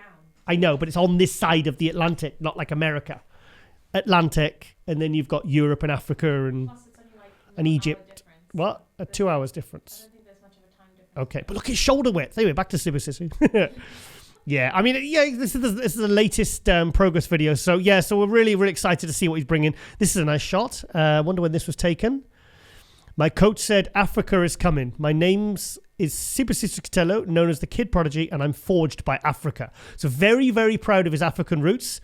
But what I just love that interview. I keep saying it. I really, really enjoyed speaking to him, and I really let him kind of just go, you know. I held back a little bit, and sometimes that's how you get. I was saying to Lauren, that's how you sometimes get the best out of these athletes, by actually just holding back a little bit and just really letting them talk and go into subjects that they want to talk about, rather than trying to guide the interview and shape it and keep it, you know, contained. You know, sometimes it's best to just hang back, and that's something I've learned actually in the last. I think I've learned that in the last year or so. You know, whilst interviewing on Global Muscle and all these other shows and Nothing But a Podcast. Sometimes you can be a better interviewer by actually being less involved. You actually hang back a little bit more. But so that's what I did today, and I really, really am glad, because Sibusiso gave us an absolutely fantastic interview. So thank you, Sibusiso. Sibu. What's his? He needs a nickname. Sibu. Sibs. I'm sure I used to have a nickname for him. What was it? Sib. I can't remember now. I have to check on my phone. It's usually what I put in my phone, because he's on my WhatsApp. I've got his number. I think it's actually Sibusiso Kotelo, but sometimes I put in the nickname. You know, you've seen a few nicknames, and you're like, who's that? Yeah. Anyway, right, okay. Have a look at one more picture. Let's have a look. Maybe let's have a look at some contest pictures, because he hasn't competed since 20. I'm guessing these were from 2019. Oh no, this is on prep. Oh wow, he looks good there, doesn't he? See, he's got you see, I love that shoulder width and the small waistline there. You know, the tight waistline, the shoulder to waist differential is really, really good. So I just hope he brings the condition and the separation, and, you know, that impressiveness translates to the stage. Because if he does, he's going to be moving up big time this year, because he's not really on anyone's radar, because he hasn't competed since 2019. I think he did Vancouver. I'm sure he said he did Chicago, and he did a few shows. But, I mean, he's only 30 years old. So, you know, I mean, I remember writing about him back in 2018 when he was 26. And Sean Ronan was raving about him. And Sean Ronan also reached out to him and was a mentor, a friend. And as he said in the interview, as you've heard from Sibusiso himself. So let's have a look. One more picture. Let me look. Well, let's see if he's posted that picture of anything you want to see. That's a good picture. When's that? That's from 2014, and I think that's from 2018. That's when that was backstage when he turned pro. Yeah, that's at 2018. That's when he said Sean Rowan was telling him to stop posing like a short guy. So yeah, Sean. Yes, my bro Stanimal were backstage with me, helping with my posing. This, of course, the show I obtained my pro card. Blah blah blah. Yeah, at the time, the youngest person to do it, and for the first Black South African to do it, still feels so surreal and an honor and a privilege to be on prep now, heading into the Arnold South America. So, of course, the only other big name we know right now who's doing it is Rafael Brandao, obviously on home soil in Brazil. He skipped the Arnold Classic Ohio to focus purely on the Arnold Brazil. And I've seen some pictures and he looks incredible. So it's going to be interesting to see Sibusiso going up against Rafael, the young guys. Rafael is 28, 20, I think he's 29, and Sibusiso is 30 years old. But these guys are the next generation coming through. So it's very exciting to see who's made the improvements and who's, and how they compare, basically, because I want to see these guys called out next to each other. So I think we will see that happen. So yeah, give Sibusiso Kotelo a follow. This guy's on the up and just really, really pumped to see what he's going to be bringing this year after 3 years away from the stage. Okay, going to go to our next guest Instagram account, Tony. Now, I'm glad I asked him how to say his name because I would have butchered it. I'm not going to lie. It's not Tony Duong. It's pronounced with a Y. So it's pronounced Tony Duong. That's how you say in Vietnamese. Vietnamese? Vietnamese. That sounds right. Is that right? Yes. Yes, say it with confidence and people will just believe it. Yes, that's sometimes what you got to do in life. Just say things with confidence, even if you don't know and it's total bullshit. Oh, you're looking at this one, are you? Yeah. This is his most recent post. Oh, so cool. Yeah, that's a very big wolf. It's like something That's a very big wolf. I like. Wolf's that big? No, wolf's not that big, is he? I mean, I know he's 5'3", but a wolf Maybe in Twilight. in Twilight. Bloody Twilight. You got me watching Harry Potter. I'm not watching Twilight. Even though I love Robert Pattinson because he's a fantastic Batman. I didn't predict he would be, but I thought he would be. Hang on, that's the same thing. Just totally contradicting myself there. Oh, I don't like that one. No, don't like that one. Is that how it starts and then the artist creates the background? Who's the artist? Kyle Wurzel. I've heard this guy before. Yeah, he basically does these kind of like cool Photoshop pictures and then, stuff like this basically, what you're looking at right now. So, yeah, here he is, Tony at the Boston Pro, where he took second place last week to Urs Kalasinski. Beautiful physique. And still has, I think 5 pounds before he hits the limit. So, he's 5'3", and, yeah, God, his legs. I want to show you a picture of his legs. Because he was men's physique. And the thing is, look at his legs now. Yeah, look. Look at his legs. Massive. Look at his calves. My God. Yeah, it looks really, really good. So really, that's a cage fighter, Tito Ortiz, I think. I don't follow any other sports. I'm so terrible. Or Akon. I don't know Akon. I do recognize some of the tracks. I recognize some of the Akon tracks, but this, I like his suit. Yeah, I was looking at suits like that yesterday. Yeah, I bought one. So, so here he is next. Oh, this is what I want to see. I want to see him next to Urs. He looks younger than 31, doesn't he? Yes. In fact, I would say he looks as young, if not younger than Urs, who's 23. So Urs is 23. My God. Yeah. I mean, Urs won that handily. I mean, he's incredible, Urs, right now. I mean, he's top 4th place at the Olympia. But I really... Can we put the sound on? Nope. Take that off. Yep. Oh, something's happened there. Oh, someone's dropped their phone. Come on, guys. Sort the videographer out. Yeah. So, yeah. He could fill his upper body a little bit more. And if he wins in San Diego, like he said he's doing this weekend coming, we will see him in the 2022 Olympia. He wants to be first call out. I think if he gets to Olympia, that's just a huge achievement. So let's see what he can do Well, he's got to win San Diego first. San Diego. San Diego. So, yeah, looks great. Yeah, good. Great new addition to the classic class. So let's look at one more picture. These are the sort of shots I like. Yeah, that's nice. That's a very Bob Paris, Sean Ray type pose that they made popular. Let's have a look at this one.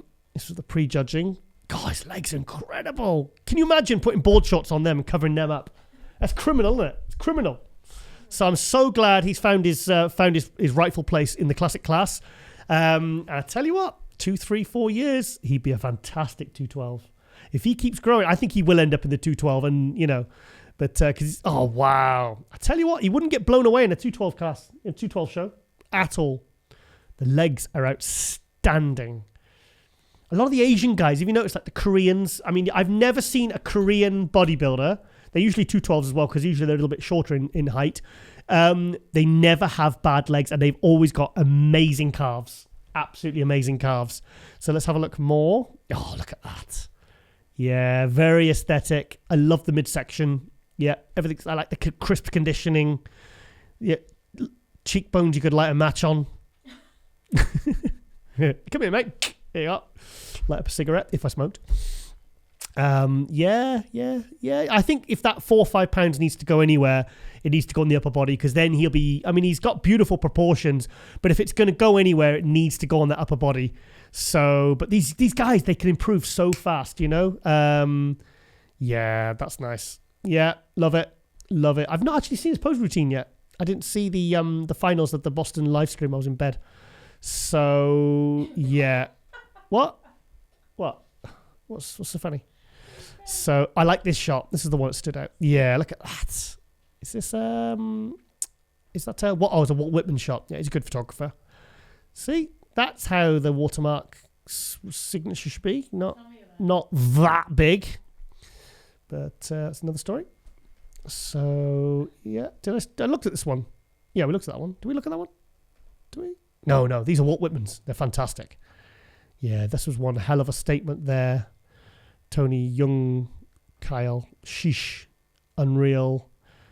I see Baki on a stage. What does that mean? Hashtag Baki. Is that like a... I don't know. Right. Okay. Yeah. Wow. Lovely shape. Look at that midsection. I could see him as men's physique, actually.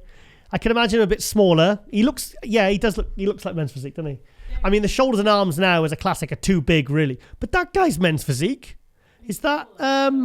should I cross over and do both divisions? No, you should not. If you're going to do another category, you're going to do 212. Not going back to men's physique. It's not. Because his legs, you can't look at that. I mean, he's hiding those legs now with those bloody board shorts. But, yeah, fantastic physique. Yeah, love the aesthetics. I forgot that guy's name. What's his name? Oh, I'm going to get slaughtered now. No, actually, I'm not, because it's not really men's physique fans that watch this show. So, what's his name? Oh, Brandon Hendrickson. Is that Brandon Hendrickson? I think it is. That's Brandon, isn't it? Yeah. That's probably why he's commenting, because he's in it. Right, okay, then. We're going to go to Bodybuilders Without Borders, because I want to basically recap the 2 shows that were held this weekend.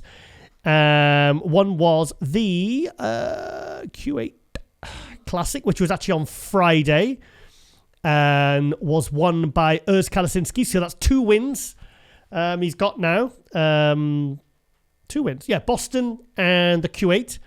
And I think he was the only non-Q80 in the category. I think he was the only non-Q80 in the entire show, actually. They were all from Kuwait or the Middle East. There was no... I'm really surprised that more competitors didn't go and compete. So I wonder why he did this show if he was already qualified. He probably committed to it, didn't he? He probably had his flights all sorted and... yeah.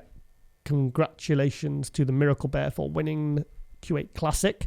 And also in the 212, we had some interesting results. We had Anwar Bleach won the 212. Second place was Jafar Ghafanazad. I've seen this guy compete a few times. He's very impressive.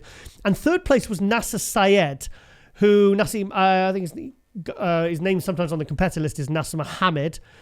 This is a guy that came 7th in Olympia. This guy here. Yeah, he was 7th in Olympia. So, I don't know why he didn't win this, but because statistically he is the highest ranked pro. This is the guy that won. I do follow him on Instagram, but he wasn't too much on my radar. I didn't think, okay, this guy's going to be a front runner, but he's won now and he's qualified. He's great physique, nice and thick. Sort that gyno out, mate. Not a gyno. I never understand how gyno happens in the pro ranks. I mean, there's ways you can avoid it, with anti-estrogens and stuff like that.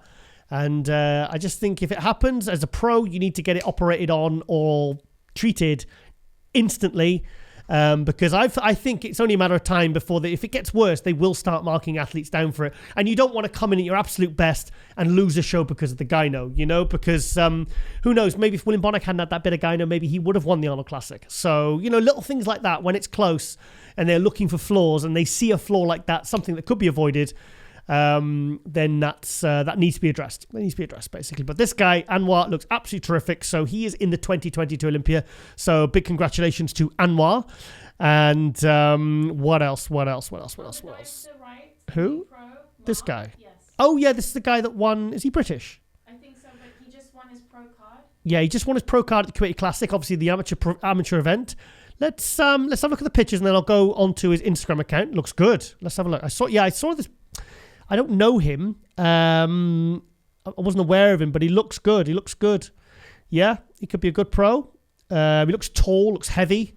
So let's quickly click on him. Oh, GB. Yeah, he's from Great Britain. So Mark Joyce, Monster Factory. I've never been to that gym, but I know of it. It's a fantastic gym, apparently. But so he won his pro card. So he went all the way out to Kuwait to compete. Wow, okay.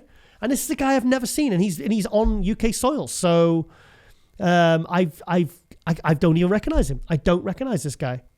So he's done the William Bonac. So so he's really traveling around the world to get his pro card. So he's second at the William Bonac show, which was in Holland, which is that's where William Bonac is found. Yeah. What? December. Yes, this December. So he was really. I don't know this guy. I hate that when I don't know the British athletes. I hate it because I feel bad because I think I should know about these guys. They should come on, mate. Follow me and I'll follow you back. So what regional did he do? I don't know what regional he did. But you don't really see the pictures from those shows. They don't have very much media there, do they? So, but this guy looks good. Yeah, he looks really, really good. Is he? Hang on a minute. Is he been out in oxygen? I think is he training out of Kuwait? It looks like that, Ahmed. Or is he prepped by the guy remotely and then he just comes out the last couple of weeks and this is right before he competed? Like, because I know that Coach Abdullah, like when he's prepping Mark Hector would go out for a few weeks and then when he went back, Abdullah would be prepping him, remotely by phone and, and updates and all that and making adjustments. So doesn't actually have him there in the flesh other than a few weeks of the year. Like we would do with Brandon Curry and stuff like that. So, so congratulations to Mark Joyce there, winning his pro card. So it'll be exciting to have to catch up with this guy, maybe get him on global. Let's go back. Oh, here we go. Right. Okay. Yeah. So looks fantastic. Okay, then let's go to the next update. Was the other show was this guy called Junior. Yeah, Junior. Junior Jaworski. This guy won the muscle contest in Brazil. Is this Brazil? Yeah, this was Brazil. Looks like an open that couldn't grow his legs. No, his legs are good. He's like the video. Oh no, that's not him. His legs are good. Look at something. Oh my God, what's happening now? Right, let's go. Let's press that again. Yeah, so this is Junior who won the Classic. His right leg's bigger than his left leg. His right leg looks good. Left leg looks like it needs a bit more thickness. Got a bit of a William Bonac thing going on he had a couple of years ago. So, right, okay. Okay, so there's just that one little quick video. I keep going on to other people. It's so annoying when it does that. What did? Oh, I'll tell you what. Let's go to Charles Griffin. Oh, there you are. There's Junior. Going to the Olympia. So congratulations there. Also, Charles Griffin is 8 weeks out now from the Indy Pro. I featured him last week in the Hot News. And he really is, I'm really hoping to see an all-time best Charles Griffin. Because I remember when he did was he 11th? Was he 11th or 13th? In the 2018 Olympia. I think he was 11th place. I was at that one. That's the one Sean Roden won. And his conditioning for a big guy is very, very good. His back's incredible. Incredible arms. Look at his arms. I always say to him, paint yourself green, mate. You're basically the Hulk. Yeah. And he allowed me to call him Black Hulk once. I said, am I allowed to say that? And he went, yeah, of course it is. I love it, Charles. I was like, okay. Just make sure, don't want to get the woke culture coming after me. We can't identify people. Right, okay then. That's a nice picture of Bonac and Brandon. Obviously the Arnold Classic now, a couple of weeks ago now. This is a good guy now. See, like I said, if it's close, this is the sort of thing they will go, okay, we can't decide, he's got Gyno, Brandon first. That's what happens. That's the sort of thing that happens. If it's close, don't give the judges an opportunity to mark you down on anything. So, right, what else is there? There's a Hawaii. Is that Hawaii? Hawaii. Is that Hawaii? I can't read that. What does that say? Is it Caribbean? Caribbean. No. You say Caribbean. You're not American. Caribbean. Come on, woman. Caribbean. Oh, God. Yes. I bet you spell favour without a U as well. Or colour. You don't put a U in colour. What's the other one? Right, anyway, okay, we're going to come off this account. Pretty much just wanted to highlight the Q8 and the Muscle Contest Brazil. It's got a Sulio's. I'm sure I saw something on there that was interesting to me. I think I was lying. I reposted this shot. I reposted this shot of William Bonac. Because I tell you what, that's a Ricky Latz one from New England Muscle Media. He was the guy who did all the videos for George Peterson. I really miss George. Which George? George Peterson. I miss him. Oh, the bull. Yeah, I really miss him. I love that guy. Really loved him. I miss him. Yeah, him and Sean Roden. But I was probably closer to George. But I used to speak to him more often. But I really miss that guy. He was such a cool guy, man. Such a cool guy. It was so tragic. But anyway, so the guy that Ricky Latz did all his photography and videography, this is one of his shots, and it's a beautiful. I like it when they're not front on, because when they're more from an angle, you can see more of rather than just seeing the width, you can see more of the dimensions of the physique, if that makes sense. Does that make sense? I like It's not flat on. yeah, I like it. Sometimes you can see, It's 3D. it looks, basically that's what I'm trying to say. But I tell you what, It looks 3D. if that's what he did, if that's what he can achieve with Chad Nichols in 6 weeks, imagine what they're going to do in 8 months for the Olympia. I'm so happy that people are really talking about William Bonac again, because I think he's a guy that has not had enough respect. I think every single year people count him out. And this guy has been so consistent with his condition, so consistent with his placings. I mean, his Olympia placing, I think it was something like 15th, 8th, 5th, 3rd, 2nd, and every year people are like, William Bonac will be top 6. He's gonna max his frame out. He's gonna blow his waistline, and every single year he keeps proving him wrong. He's been second at Olympia. He's won 2 Arnold Classics. I mean, I don't know what this, but I feel like things will start to change. They have to, otherwise you don't know what you're talking about. So, and like I said, now he's found that magic formula, working with Chad, and everything just seems to be falling into place. I'm really, really excited because I'd love to see William Bonac back up there in the top 3. Oh my God, Ramy, Bonac, and Brandon. I think I would like that to be my top 3. I would like that, and I'm showing bias. I don't care. Right, okay. Also, Hunter Labrada, he did a guest posing. This is his off-season conditioning. That's impressive, and he's 275. I didn't realise how big he was until he did the Olympia last year and he took 4th. I didn't realise how physically big he was. He's like Samson. Look at him there and you think, he look 275. But the thing is, Hunter's actually quite tall as well. So you were saying something? Oh, I personally want to see more leg on him. More legs. I think it's just the angle because his legs are sensational. Oh, because he's huge. He looks beautiful here. And he's got good calves, good hamstrings. Like his glutes, his hamstrings, his calves, they're all very well developed and even. He hasn't just got good quads or... but that's off season. So he guest posed at 275. That's fasted. So he's probably closer to 280 by the end of the day. Wow. I tell you what, he was 4th place at Olympia last year. He was 8th place the year before. He's won Chicago. He's won a few shows now, and he's got a very, very, very good record. I think the first show he ever actually lost was the Olympia, and that was 8th, and that was his first Olympia. That's amazing. And he's still, I think he's late 20s. My age. He's 29. What, 30? You are nearly. You're nearly the big 3-0, dear. You thought today was my birthday, so.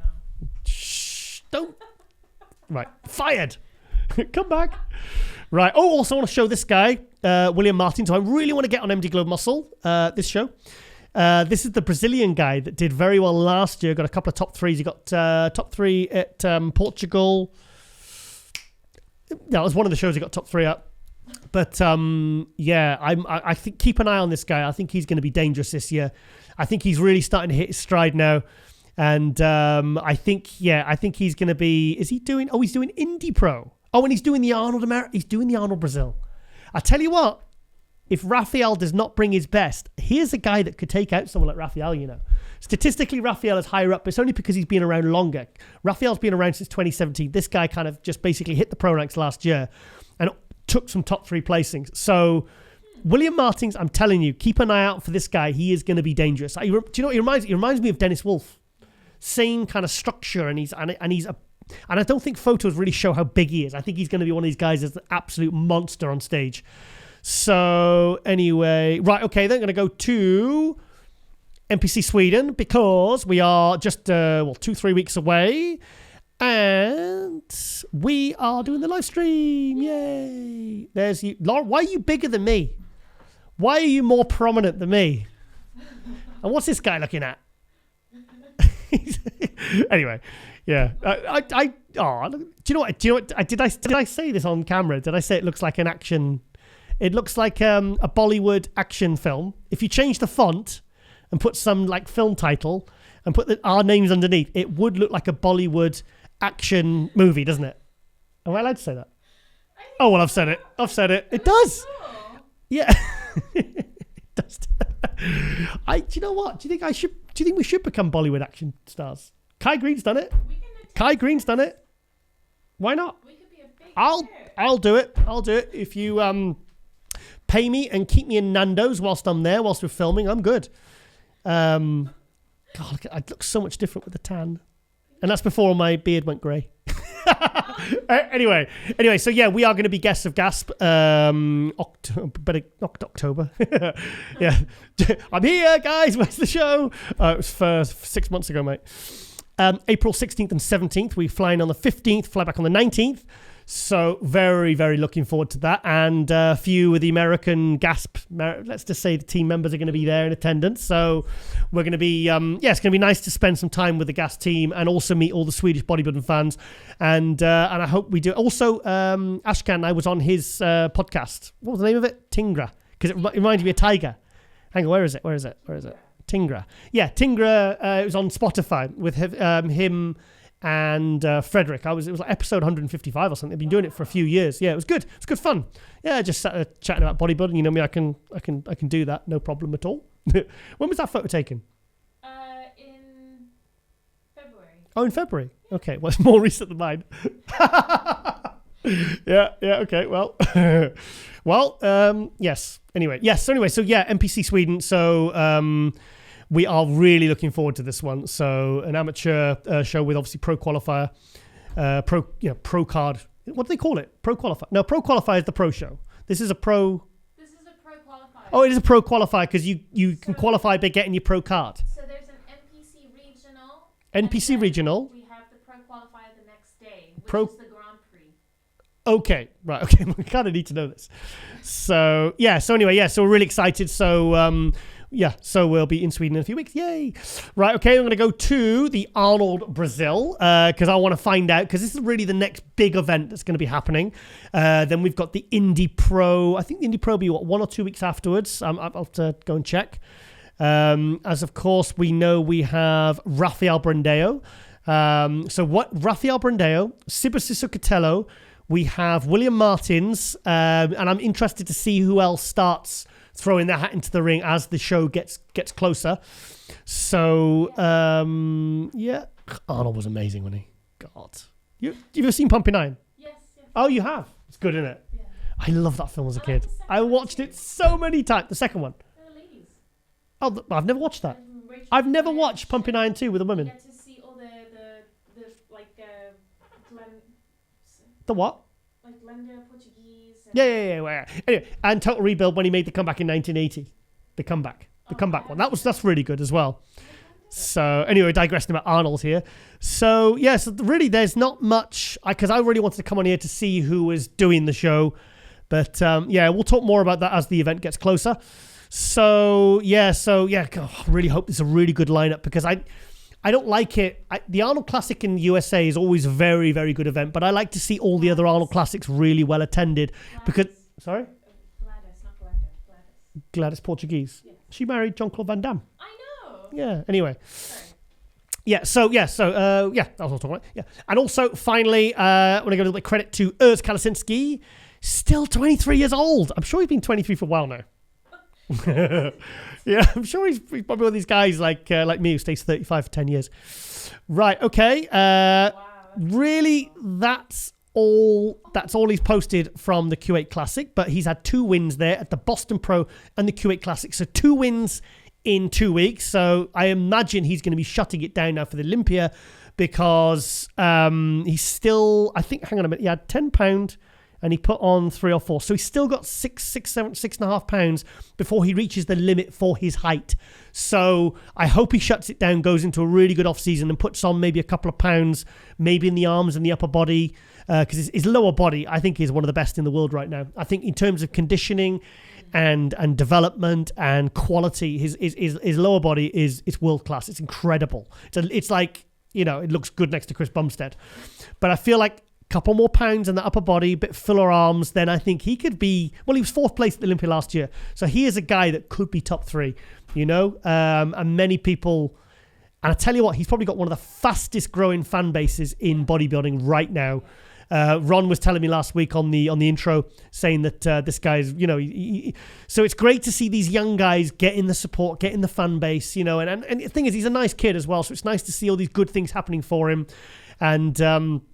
And he's, this guy's really on the up. So it's great to see so many fresh new faces and these incredible physiques, so good, so young, coming into the classic class. It's not probably, it is a reason why the classic class is growing in popularity every single day. I mean, it's just incredible. I still don't think it'll ever get more popular than the Open. But the thing is, it's on these guys to make sure they do good posing routines, to come in good condition and also promote themselves properly and compete. And it's great that he actually, because he won the Boston Pro, he didn't have to do this show, but he traveled all the way out to Q8, because he said, no, he messaged me and he said he was flying to Dubai. So maybe he I mean, they're close, aren't they? But maybe they had to take a train. Maybe he flew into Dubai, maybe did some stuff there, because obviously there's a big bodybuilding and a big fitness scene over there, and then competed in the Q8 Classic for the Oxygen Gym. So, he could have pulled out. He could have said, no, I've got my qualification, I'm good, thanks. But I like to see athletes traveling and competing, because also it's good experience as well, because competing is one thing, but traveling and competing to different countries on consecutive weeks, that is very, very valuable experience. It's really, really good for these guys to learn that. And it will serve them well, as they continue their careers. Basically, what I'm trying to say. So, what a lovely picture that is. Isn't that lovely? Oh, Miracle Bear. Yeah, shortly. This was shortly before he got eaten by this bear. I said on the forum. Someone said, "Oh, his name's. Why is he called Miracle Bear? Well, what's this all about?" And it's because his name Urs means Miracle Bear in that language, something like that. Something in that ballpark. And I said, no, it's not actually. I said it's because he as a small child growing up in the hills of Switzerland, in the mountains of Switzerland, I said he used to most days wrestle bears as a child, and it was a miracle he didn't get eaten. And I think people bought it, so it was a joke. Anyway, yeah, so congratulations out to Urs, and I really hope we get him on the Magic Mirror. Magic Mirror, there you are, Magic Mirror with Coach Abdullah. Coach Abdullah looking like he's straight at the Backstreet Boys there. I love Coach Abdullah. He's a cool dude. But I tell you what, Yeah, you can really see. I love, like I said many, many times, the whole thing about muscle maturity goes completely out the window when you see 23-year-old Urs with the level of detail and conditioning and density that you usually see on guys a lot older. So, yeah, he's awesome, isn't he? He's a great kid as well. I really like him. Really like him. I hope he doesn't change like some of these guys do. You know, they win a couple of shows and then they become total wankers. But I don't think Urs will become a wanker. I think Urs is. I think he's grounded and he's got lovely hair and he's got, Jesus Christ, 250,000 followers. Wow! Do you know what? I love seeing this. I love seeing this sort of thing. So, oh look, CEO Miracle Wear. See what he did there? Miracle Wear. A Miracle Bear. Ah. Miracle Wear. Let's quickly have a look at A CEO of Miracle Wear. So he's got his own clothing range as well. You want me to click on it?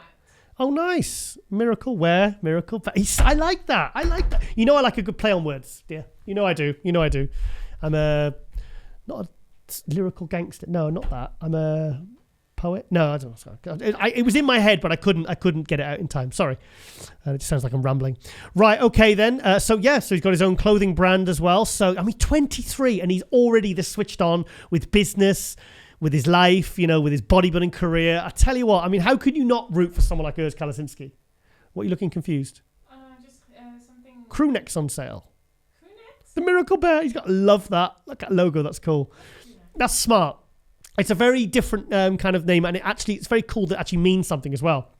He hasn't just plucked it out of the air, Like it's like someone calling himself like Tiger Thomas or something, like something lame like that,